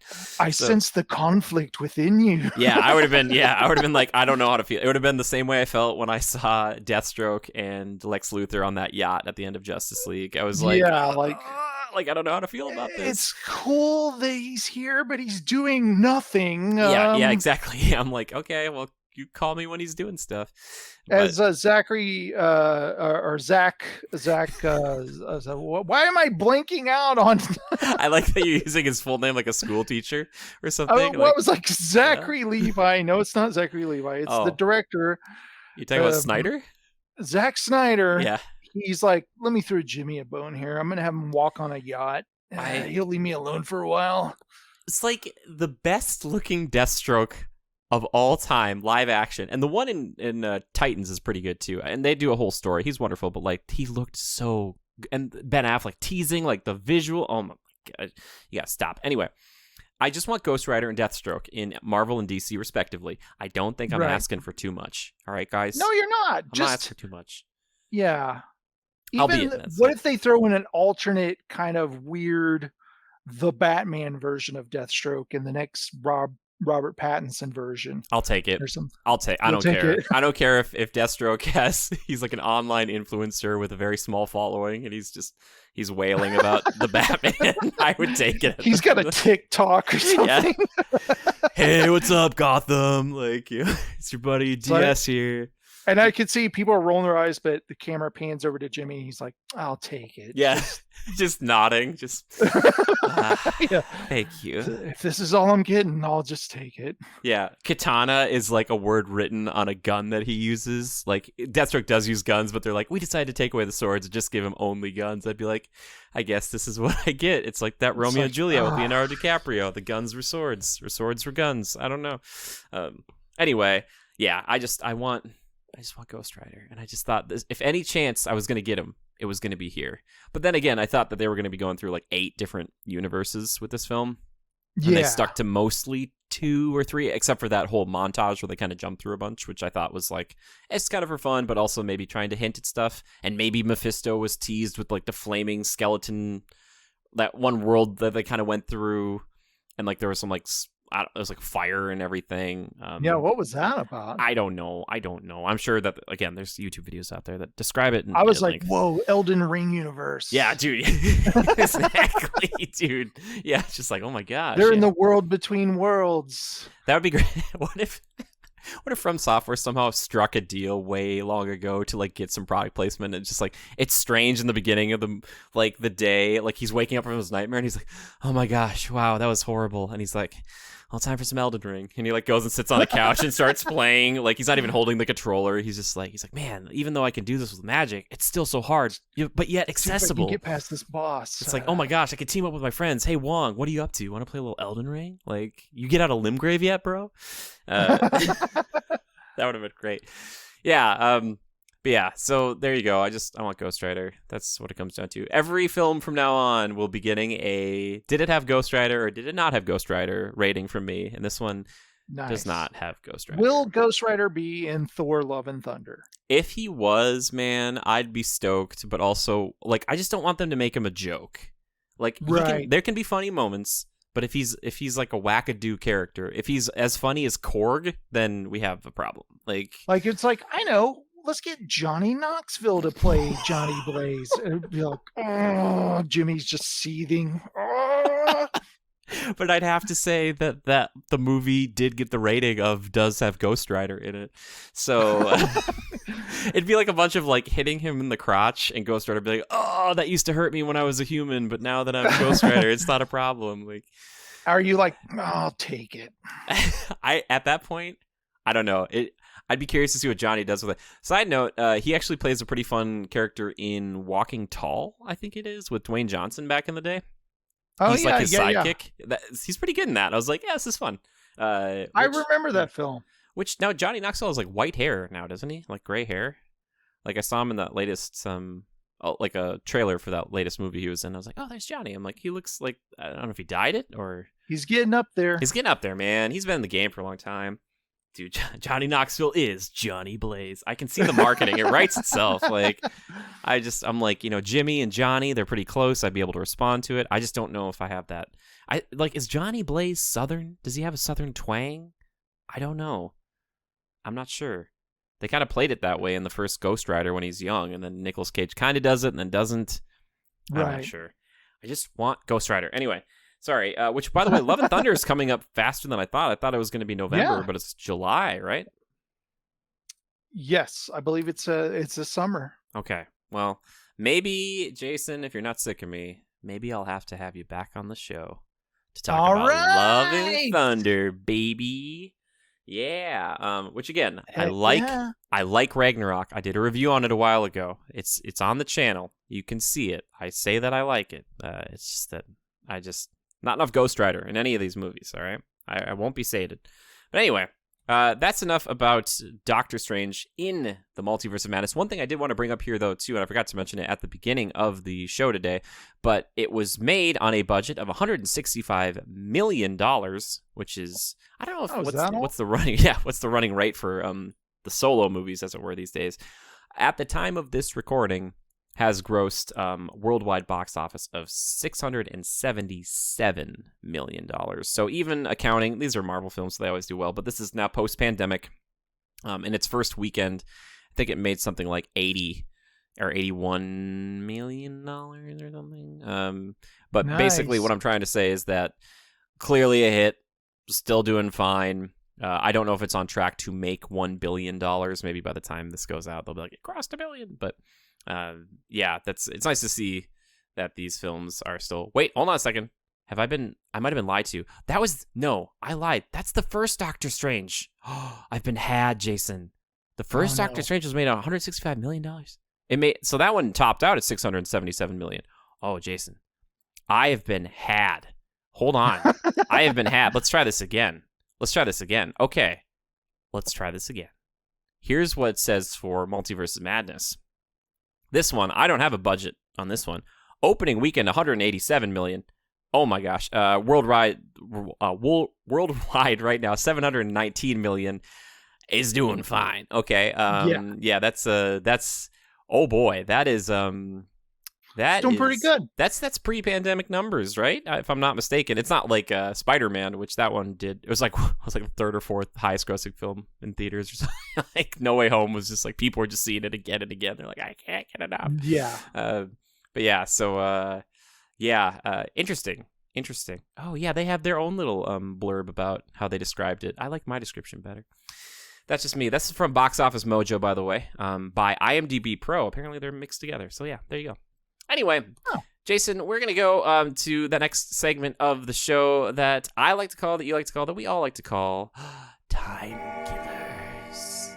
That's right. It is time for Time Killers. And you were talking about it before, but you were mentioning the Halo franchise, the television show based on the games, maybe not so much. I don't know.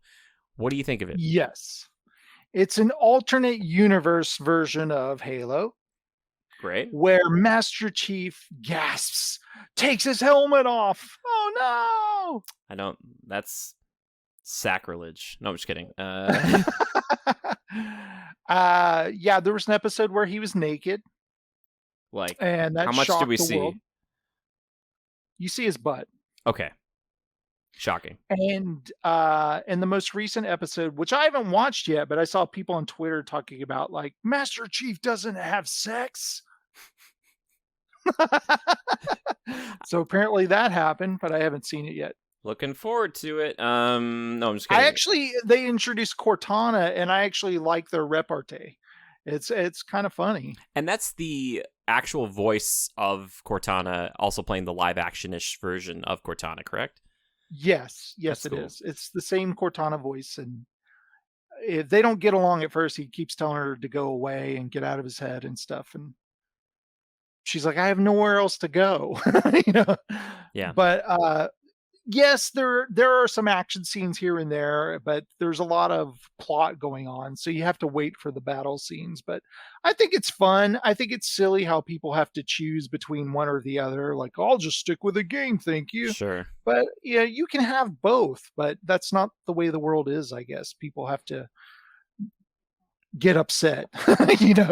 Yeah, it's hard for people, I think, to divorce themselves of a thing they love. And especially with games, what I've started to understand is that gaming for a long time was such an intimate affair where your opinions were your own and you shared them with a small group of friends. And when the internet wasn't around, you didn't really share them all the time and have other people's opinions and affect your own and infect other people, all that stuff.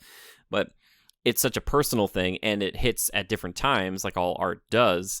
So there are a bunch of people out there who, it's like with The Witcher, like, for people who've loved that for so long, and then they make a show about it, and there's like, okay, so you've got the people who love the game, you have people who love the show, you have the people who love the books, and that does not all overlap, right? Like right, exactly. So it's like, I think The Witcher is a good example on Netflix, where there are people who know The Witcher from the books. There's people who know Witcher from the video games, and they're just like, well, and actually in the game, he does this or something, Mm-hmm. He carries two swords at all times, not just one, or, it's like, you're going to have to get over that. Okay. Yeah. And then there's always I keep telling people this, the art serves you. If you don't like it or don't like the direction they're going in, then you don't have to consume it. You don't have to watch it. Like, this is, maybe it's crazy coming from someone who's, in the movie business, but like, you don't need to. If you don't like it, that's the point of it, is to be typically entertaining. So if you're like, if this really frustrates you, then don't watch it.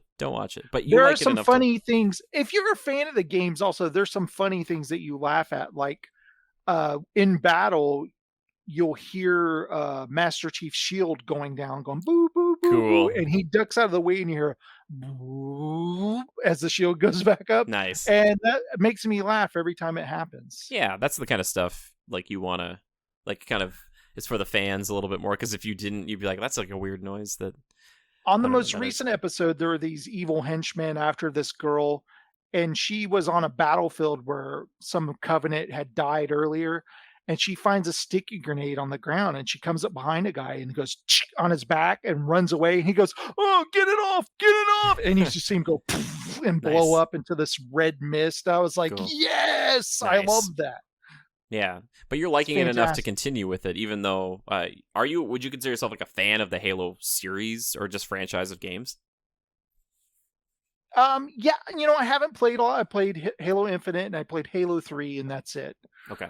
But I've enjoyed myself. Okay, good. Nice.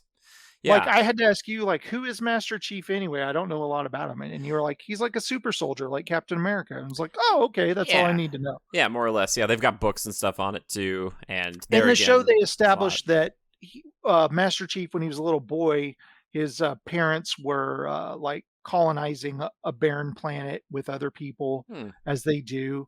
And he was basically kidnapped as a child for the program. Yeah. Yeah, it's kind of like...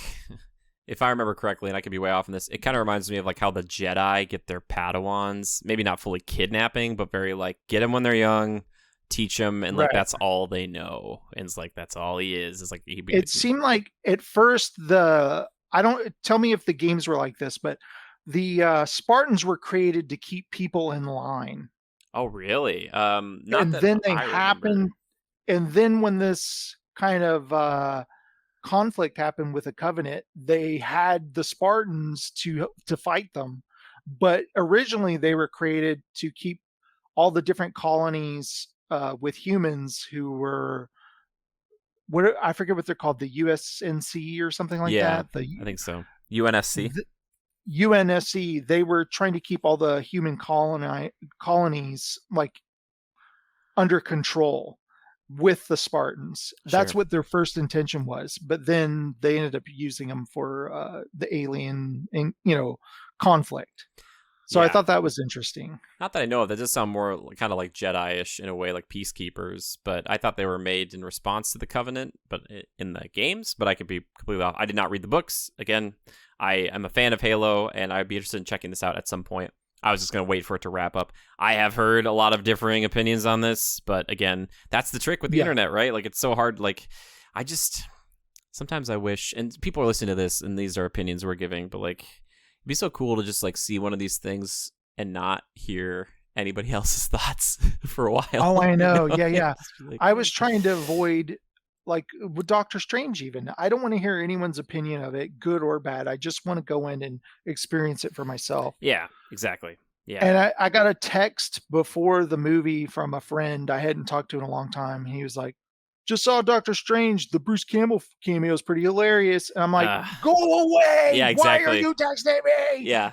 I feel like unfortunately, like the universe swarms you with people. Like if you're like, oh yeah, I'm going to go see it actually tomorrow. And they'll be like, I don't want to say anything.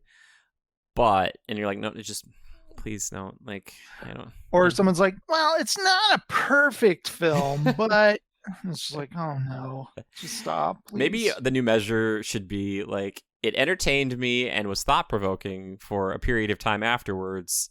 And even if I didn't love it, like, I could still appreciate that it was a form of escapism for a while. Like, maybe that should be the new thing, along with it didn't or did have Ghost Rider. Those are the new versions. I just tell people, I won't tell you anything about the film. I don't want to spoil it, but this film changed my life. You should say it. Wow. But like, you should just keep tweaking how you deliver that. Like, what's what I do? Like, but I just want to say this film changed my life.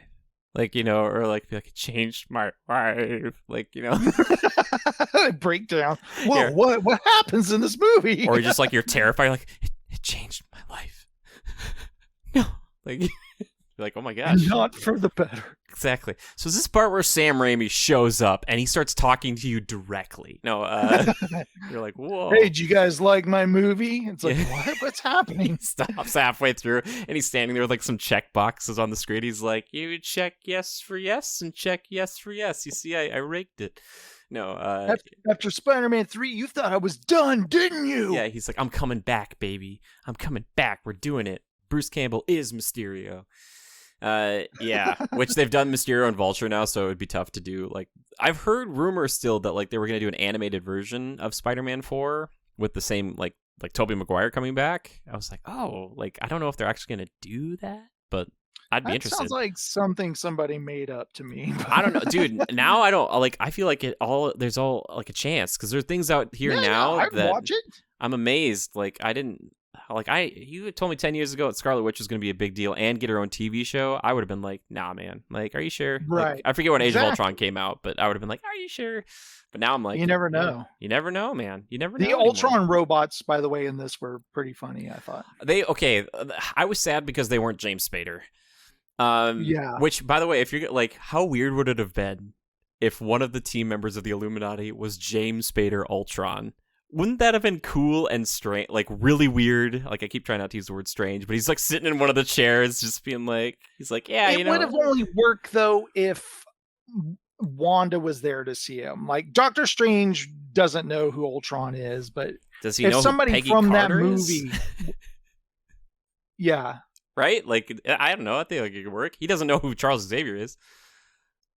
Yeah, that's right? true. I'm just saying it would have been funny to have like a benevolent Ultron who's like, I'm just trying to create peace for everyone. And you'd be like, really?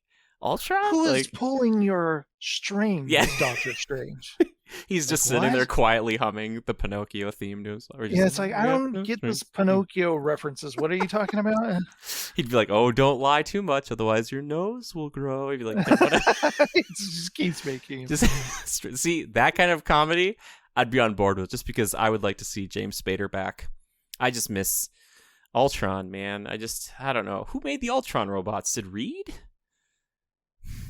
I'm sorry. I'm just still thinking about this.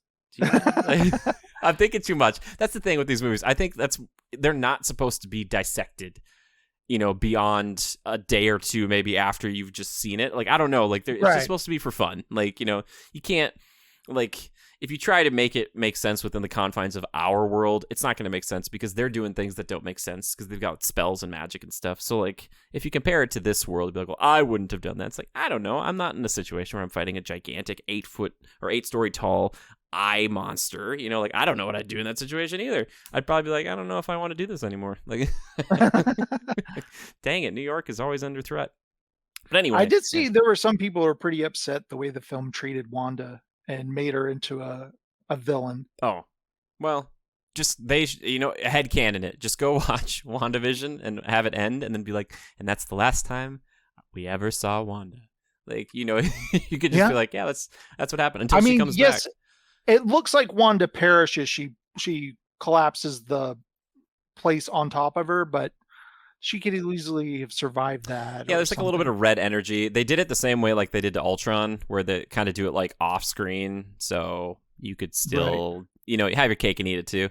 That's why I keep waiting for Ultron to pop back up. But yeah, I don't know, man. I don't know. I think she's great. I still want to see her as a pure member of the Avengers, as opposed to kind of like being in it, but like the whole team is fractured. Like, yeah, that's the problem with the films. We never get the small little scenes that we want, of just the everyday life kind of. There's no time. Yeah. We need more of it. We need more of Vision just walking in a room when he's not invited through a wall, being a real creep, like in Civil War. We need more of that. Yeah. No, I'm with you. That's the stuff that I enjoy the most. But yeah, we'll see. I think Wanda's coming back. I would not say that she's out. Plus, we know too much about these things. Like, she probably signed a contract for like 10 movies a while ago. So, like, she'll be back to redeem herself, and then she'll be gone. Yeah, she can go off to a real apple orchard. Right, where she's got her apples and her sheep. or whatever. Or maybe we'll see, like I said, an alternate universe Wanda. I'm so surprised Vision hasn't come back yet, to be completely frank with you. I thought for sure. I was like, Yeah. he'll pop up here. Like There was the White Vision, wasn't there? there was in WandaVision, that whole thing. Yeah, he just kind of flies off. That would have been, there's another cathartic ending. Like he would have shown up in one of those universes and like found her and been like, Wanda, like it's okay to let go. Like you can, like we've done this before. Like it's okay to let me go again. Let all this stuff go. Like this isn't the Wanda I remember. Yeah, and then he turns his back. Oh, I let you down. Yeah. Oh. Turns away from her very dramatically with like the cape flip and stuff like that. Picks up Mjolnir and just walks out. And you're like, oh. Oh, by the way, I keep reading. I'm sure you've seen it too. That the Daredevil series is coming to Disney Plus. Oh, really? Like the Netflix series? I don't know, but people are speculating that. Okay. They're saying, we want the same guy to play Daredevil. Don't you dare recast him. Sorry, you mean that they're making like a new Daredevil series? Yes. Okay. I thought you meant they were just like porting it over from like Netflix stuff. I was like, okay. Like, okay. No, at this point, if they do that. They established both Charlie Cox and Vincent D'Onofrio, who played Matt Murdock and the Kingpin in recent shows and movies. He was in Spider-Man, and then Kingpin was in Hawkeye. So there's no way they would make this without Charlie Cox, at least. Yeah. Right. That's not going to happen. There was not enough Kingpin, by the way, and he didn't seem like in his regular self. He seemed way more comic booky in Hawkeye. And then they made it seem like he gets killed. Yeah, which I'm like, no. what? And that Echo show, one of the first things we'll see is like him surviving or her shooting off to the side and being like, We'll see his stomach absorb the bullet and then it just fall on the ground. Ting, oh my gosh. Which I don't know if I like. And they kind of do that in the Spider-Man video game where they show how kind of durable he is. He's like the first boss you fight. But I kind of liked the more subtle durability of him, whereas now they've got him. I never understood. Does Kingpin have powers? Why is he so powerful? He's jacked, man. Like that's kind of his thing. He can absorb a lot of damage. I don't know if he's like an actual superhero. He's like on that level. He's like Punisher in a way, where it's like they don't have full straight up superpowers, but like they're superhuman, or like Batman, like not superpower, but has like superhuman abilities. I don't know. Yeah.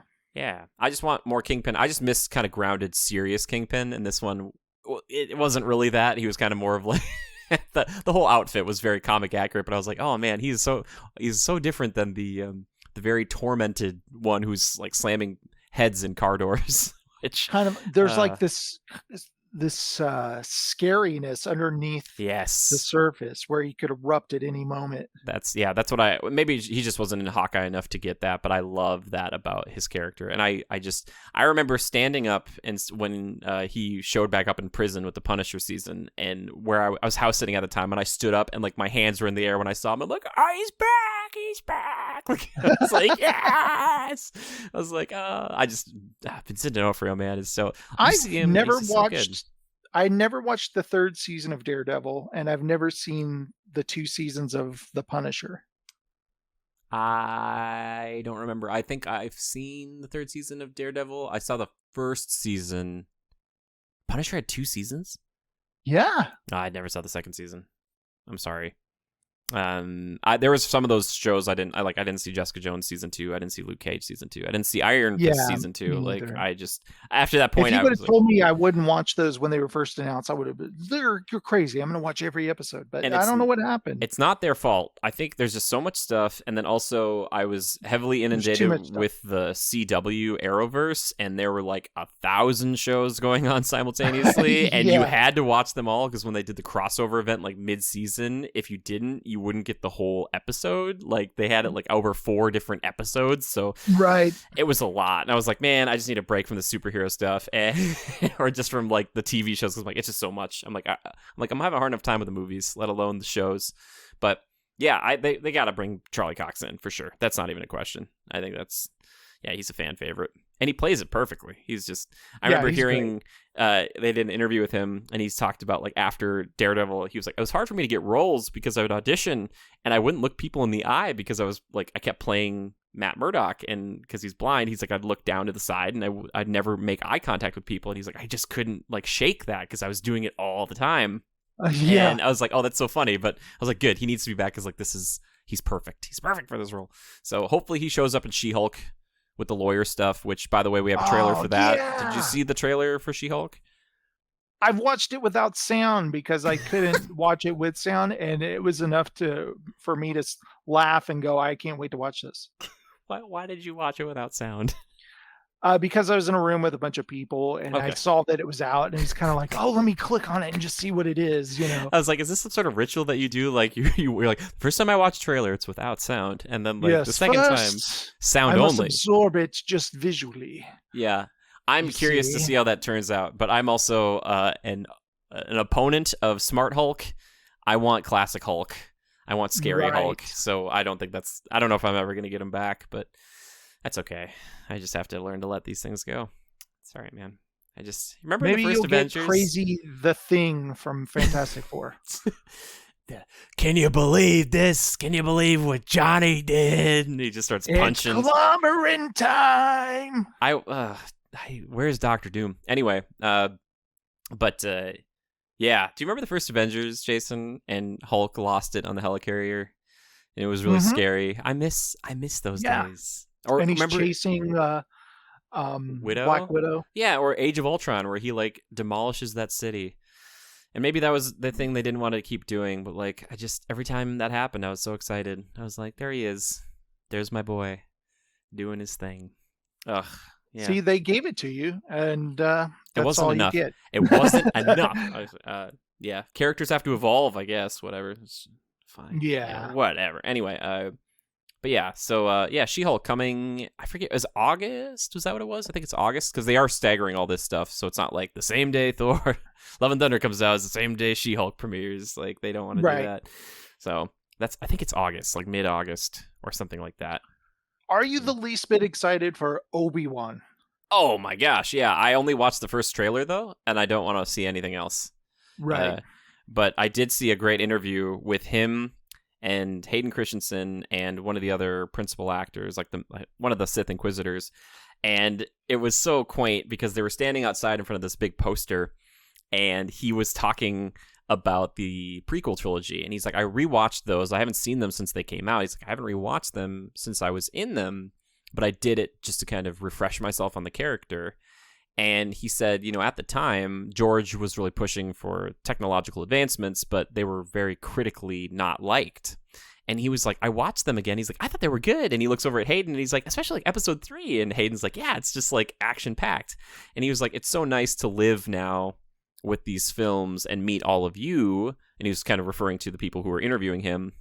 It was like a big group. And he's like, all these people who grew up with the films that I didn't get to talk to originally when they came out, because knowing that you loved them and appreciated them and enjoyed them. And he's like, it's so nice because it's changed how I feel about Star Wars and just that stuff. And I was like, how hard would that have been to like have for like the 15 years or whatever it's been since those came out, and just be like, man, people hate this. And it was like a big part of my life. And now they're finally being like, no, dude, we loved you. Like, we loved you so much. Like, so it's like, yeah, I'm excited. And also Darth Vader, man, like I just can't.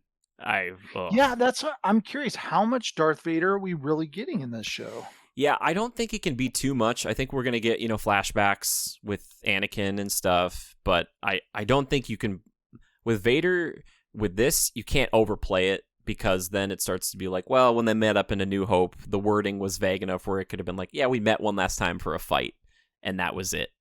Versus what happened on Mustafar. But you can't have it be like, the last time I saw you was a 2-week journey for both of us. Yeah, that's what I'm saying. They can't run into each other, can they? They can. So the way that Vader words it in A New Hope is basically, he says like, last time we saw each other, I felt the presence. I was the learner, but now I am the master. Now I am the master. Exactly. So, and that's what I think most people, myself included, thought Mustafar was at episode 3, where you're like, oh, that was clearly what he's referring to. Remember when we met on the Disney Plus show? They go back in and tweak it just quietly to their version of A New Hope. It's just like, did he just say Disney Plus? What? And then it pauses and he looks right at the screen and he's like, if you're watching this on Disney Plus, congratulations. If you're not, consider subscribing. It's like, oh, come on, Disney. What have you guys done to these? Yeah, no, people were giving George all that hatred for tweaking him over the years, but just quietly slipping things in. Like, I remember the last time I saw you on Tatooine when you were looking over some sort of child who I don't know exactly why you were, but wait, maybe it could have been my son. Like, they just edit that quickly in there. Just like, it's like, God, are they going to spell everything out for the viewer? Come on. But no, I think that, like I said, they worded it vaguely enough, and I really would love to see. I love to see Vader, and I think an extended fight sequence with Vader against a lightsaber wielder in a newer time or a more modern time would be great to see, because that fight in Return of the Jedi and Empire Strikes Back, they're both pretty good, but there's still that sense that you're like, like they weren't there yet with the technology to showcase somebody like Vader to the full extent of his power. And that's why I want the movie, or I want the TV show of the Jedi Purge, which I think is inevitable, but there's been a rumor for a Darth Vader TV show for a long time, and I think this will just ramp that up even more. People will be like, you gotta do it. Like, can we get 8 episodes of him doing what he did in Obi-Wan? Like like just ripping people apart.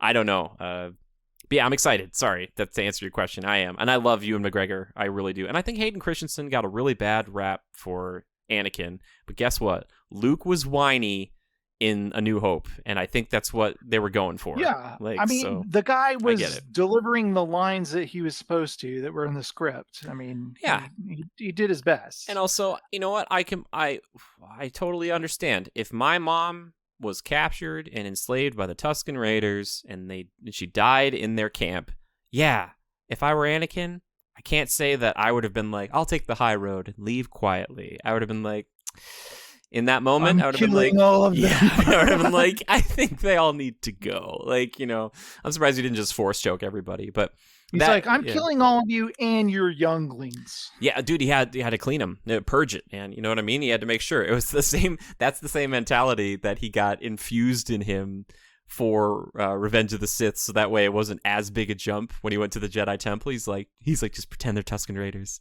just pretend they killed my mom, because that's the through line I'm using. But yeah, man, I'm excited. Have you seen that one picture? I don't know if I shared it with you. I saw it on Twitter. It's the scene from The Phantom Menace where Ki-Adi-Mundi and the Jedi Council is talking to young Anakin, and he goes, "Your thoughts dwell on your mother." Mm-hmm. You know that scene? Oh, yeah. And Anakin replies, "My thoughts dwell on your mother." And they show, and then Yoda and Mace Windu go, "Ooh." I haven't seen that. That's pretty funny. I was like, I don't remember it going that way, because I remember being like, "My yes, thoughts sir." dwell on your mother. Yeah. Ooh. That's pretty funny. Doesn't he say like, he's like, "Yes, sir." Like, it's like, oh, I miss her, dude. I like to think. I like to think the vetting process for kids, like, and obviously they're younger usually than Anakin even, but like they're like, all right, get the iPad out, start asking him questions. They're like, all right, what is on the screen? Is it a speeder? Like, or whatever. Like, that's how they judge if he's like, they're like, he's force sensitive. Like, there's a mirror behind them or something, and the kid's like, yeah, no, I can see. Like, we will not train this kid. He's got too much attitude. Yeah. Dude, your thoughts dwell on your mother. Yeah, get out of my brain, you old creep. They're like, oh yeah. But I love that. My thoughts dwell on your mother. Yeah, that would be funny. That's a Ragnarok joke. He was like, oh yeah, got him. We'll get that in the new Star Wars with Taika Waititi's directing. Yeah, and you know what? That will be funny, and I'll be fine with it. I just, you can definitely tell the Taika moments in The Mandalorian. You're like, oh, this is definitely like these are Taika jokes, like stormtroopers trying to shoot a thing and they just can't hit it. It's like, yeah, that's like, yeah, fair enough. But Yeah, and as I've said in the past too, Revenge of the Sith is my favorite Star Wars film. So to think there's a follow up to that, like the Bad Batch kind of was in a way, I love it. I just want more Vader. I think he's the most compelling and interesting and most iconic villain of all time. And I'm just like, I just want to give you this one line, Jimmy. Give it to me. This is where the fun begins. Dude, if you go back, he does not deliver it that way. He does not. He smiles. He says it with so much. He's like, this is where the fun begins. Like, he's that. It's not. You make it sound like he has like, no emotion. He's like, this is where the fun begins. No, he didn't. It's not true. It's just blatantly not true. But he does say, "You will not take her from me." He's frustrated. He's having a bad couple of days, man. It's true. He's having a rough go. I don't know. Anakin, release her. I like to think they did that right after they made him run through the sword play, and they're like, "All right, we're gonna do some dialogue," and they're like, "He's like, but the sword, we're practicing." They're like, "Just get out there and do it." Like, it's like, okay, I'm tired. I'm not in a great mood, and they're like, "Just use it, man." It's like, okay. Oh, there's another like thing I've seen on Twitter where it's when Obi-Wan first shows Luke the lightsaber, and he talks about this was your father's. He was a good friend of mine. Very flammable. Yeah. Right. There's another thing. Very flammable. I'd tweak one little thing, and I think you could do it in post here now with Revenge of the Sith. Is just quickly and quietly have a moment, and it doesn't need to be Ewan and Hayden Christensen. You can get like hand doubles or whatever, but you have it like where Anakin puts his lightsaber down somewhere on a table and gets another lightsaber, presumably from Sidious, and it's a red lightsaber. And Obi comes in somewhere and takes that lightsaber because like Obi still has to get it, right? Because he has to give it to Luke. But I was always thinking like, man, I wish he had a red saber for when he fought Obi. Like, oh, me too. Yeah. It always bothers me that there are two blue lightsabers in that scene. And it plays well off the orange and red that is on Mustafar. Maybe that was one of the thoughts, and that like a blue lightsaber doesn't have to be used for good. It can still be like a scary weapon. But yeah. But anyway, to answer your question very briefly, yes, I am excited about Obi-Wan, and I can't wait to watch it. And that's coming up at the end, or it's coming up soon, actually, at the time of this recording. Yep, we'll get one episode a week, so we'll have something to talk about every week. Exactly, that's the trick. I think that's a good strategy. Yeah, do you know how many episodes it is? Is it 6? I'm not sure. I think so. I'm going to assume it's 6. 6 glorious episodes, and I love Ewan McGregor. I think he's a very, very talented actor. So, I can't wait for that. All right, Jason, we've gone over 2 hours here. I appreciate you hanging out for so long. Is there anything else you'd like to discuss on today's show? All I will say is this, that lowly tarnished. I would love to talk to you about Elden Ring one day when we both finish the game. Yeah, that would be fun.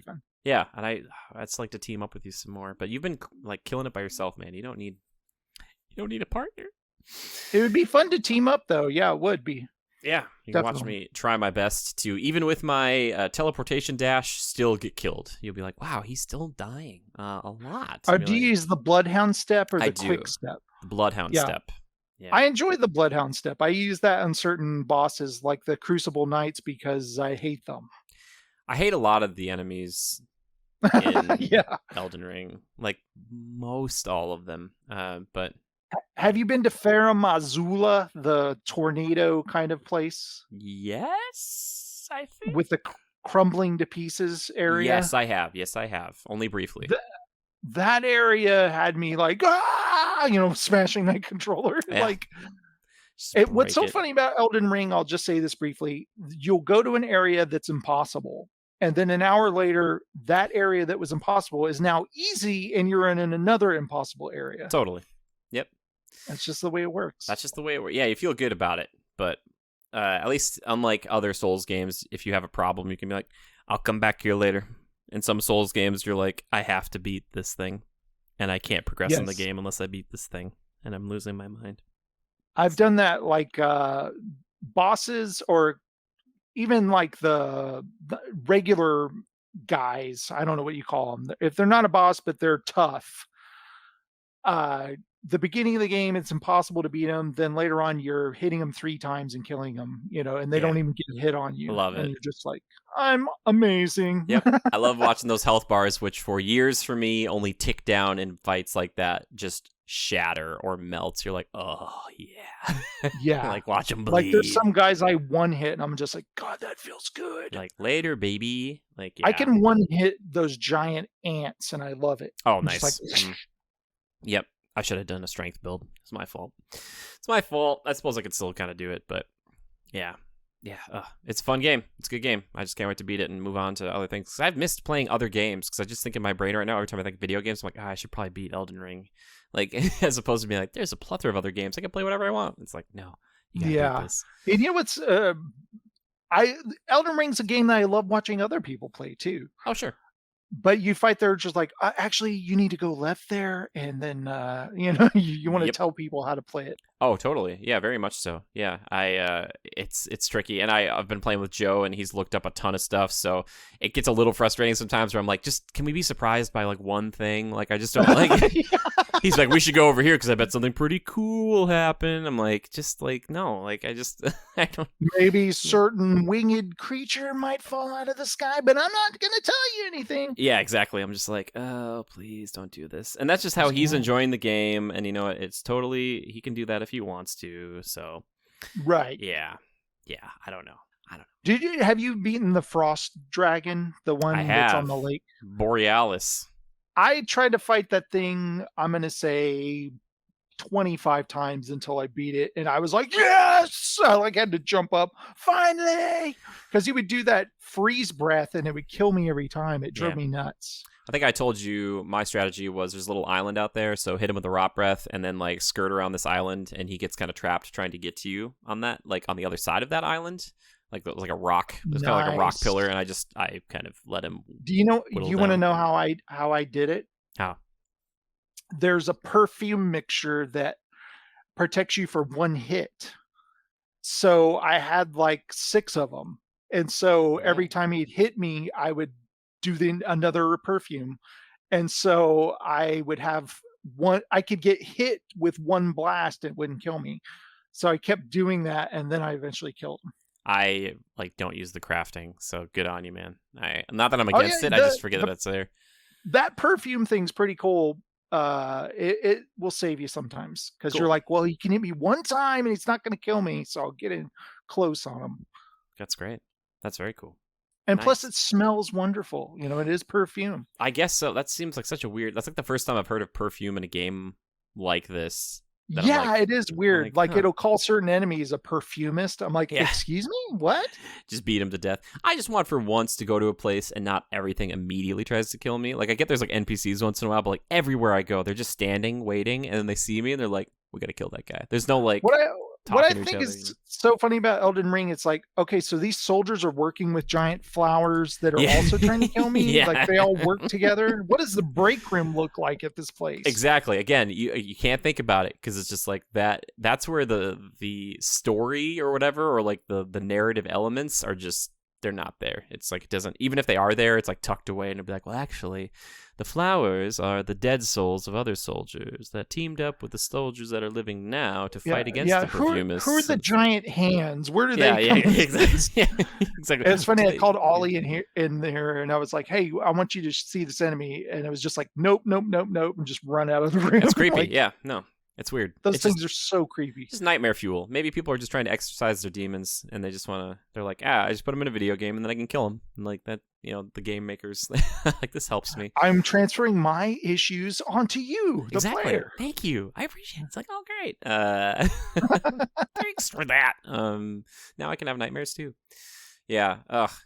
This is so much fun, Jason. I could talk to you all day, but we're gonna let the fine folks go. I never know like how long to make shows or how often to release them, but let me know if you're listening to this, guys, if you like longer shows like this and how frequently you would like them. Because I'll try to do them. They're gonna be like, no, we don't, and stop having Jason on. No, it's not gonna happen. You're my friend, and you take precedence. And I love that you want to come and talk about things for 2.5 hours. Like that's I appreciate that, man. It's just a way to be sociable. You know, you're like, come be on my podcast so I can talk to you for 2 hours when we have a reason to do it versus just sitting and doing it anyway. So, yeah, I appreciate you, man, being on the show. And you also have a show that you do from time to time called Entertainment Landfill, correct? That's right. Every once a year or something. I don't know. Dude, I used to exclusive. do it regularly, and I don't as often now, but maybe I will start doing it more. It's a good show, and I'm excited because when you get it back up and running, I keep saying this, that I would like to be considered to be in the top 10 guests, that pool that you have. So just when that happens, that would be awesome. I will. I would love to be on. But yeah, guys, go check him out. Just type in Entertainment Landfill on Google and you'll find him. Like, you'll go to the shows, and you do a lot to edit and add little things, and it's very fun. It's a good show. I did one episode where I do nothing but talk about Darkman. People go listen to that episode. It's one of my favorites. Darkman episode. That's very funny. That's very good. Yeah. And also, we are both on Twitter. If you want to find me, I've changed up the Twitter handles because of the name change and the rebranding, but I believe now it's @JimmyGood, YouTube, or YT, I should say, on Twitter. And then now my name on Twitter, because they won't let me just have Jimmy Good, is _JimmyGood_. So you can find me there. Jason, where can they find you? They can find me on Twitter as the Jastrom. The Jastrom, yes, or in our Discord, or sometimes in like the Twitch streams that I do. If you want to check that out, you'll probably maybe even see Jason there, because he's very kind to hang out with me and go in there and chat it up. But yes, also we got a Twitch channel, we have a Patreon, which this show is brought to you by our lovely patrons. Thank you guys so much for supporting me and my endeavors, because guess what? I'm the guy making all this stuff, but I'm very lucky to have people like Jason who want to come be on the shows, because I've done a few of these now, Jason, where it's just me for like 45 minutes talking straight, and people still listen, and I'm like, thank you. Like, I think it's more interesting to have another person, but I'll do it by myself if I must, The show must go on, Jason. The show must go on. Yes.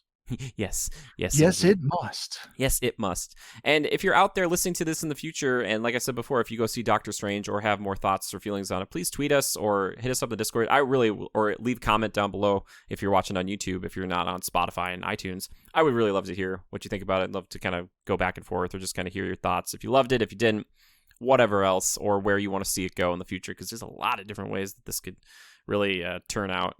Going down the pipeline. Oh man, it could be great. But as long as there's more Benedict Cumberbatch, I think we're all winners. Yes, because he is great, and I don't know, man, he's just fantastic. Just Cumberbatch-tastic. Cumberbatch. He was Smaug. You guys remember that? He was Smaug the dragon. Smaug. Yeah, it depends on who you ask. I always thought it was like Smaug, like SMOG, like fiery smog, like right, but it's like SMAUG, so some people say the AUG, like. Yeah, I had a friend that would correct me. Smaug. I'd be like, Smaug. Just be like, he's a fictional dragon. I'm gonna call him. Yeah, it doesn't matter. All right, it doesn't matter, man. I'm thinking about your mom, to me. Your mother. No, okay. Ooh. Let him into the Jedi Temple. Like, it's a sick burn there, Anakin. We hope that doesn't happen to you someday, young boy. Oh, you get it. See, that's a joke about when he's caught on fire. Anyway, thank you everybody for listening. I appreciate you, and until next time, just remember to adapt and overcome. Bye-bye. Bye-bye.